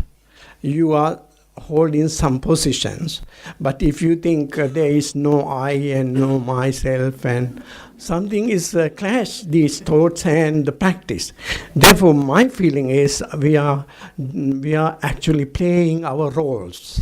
We are playing our roles, not thinking and egocentric feelings. I am doing my role. Therefore, for instance, I have to be tough sometimes, That is not with the feeling of me and my, but awareness of the role, what I have to do. Therefore, sometimes I have these feelings. I'm very grateful when I listen to Ajahn Amaro. It's a part of the Noble Eightfold Path. Mindfulness is something more than what we practice without sila. Therefore, very much grateful, drawing our attention to sila and other factors of enlightenment. And our good friend Ajahn Kovida shares some wonderful thoughts, very wonderful thoughts, non-duality, etc. We can all deepen our insight, our experience actually with the help of these wonderful. It's a remarkable event. Throughout the last 10 years as head of the Vihara, this is the most remarkable day which I feel. I have organized so many events, sometimes at the Hammersmith Town Hall, sometimes in other places, but this is the most remarkable because this is which is very helpful, useful for our day-to-day life. As Professor Hunt said, it is important with day-to-day our activities. So therefore, I am so much happy about the event. This is, some people mentioned my name. I'm very happy, but it is actually it's a teamwork. All the monks, all the coordinators, all our VMC members have worked together. This is the results of our teamwork. Thank you very much for working together to give a good result, and the outcome will be very beneficial to all of us in future. I would like to ask to bring my cards, please. Okay?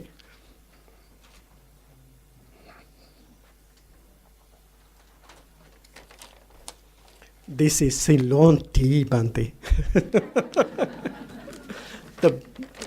The good present from our country, which is world-renowned tea plantation, Kranti.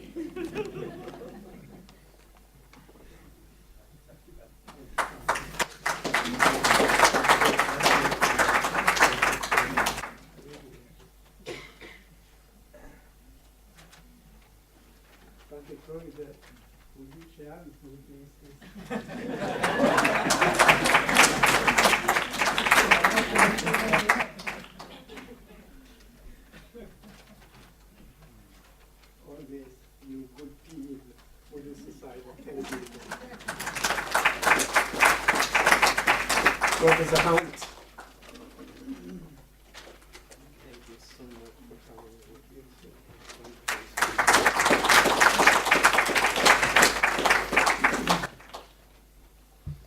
Okay. This is the end of our event. Thank you so much.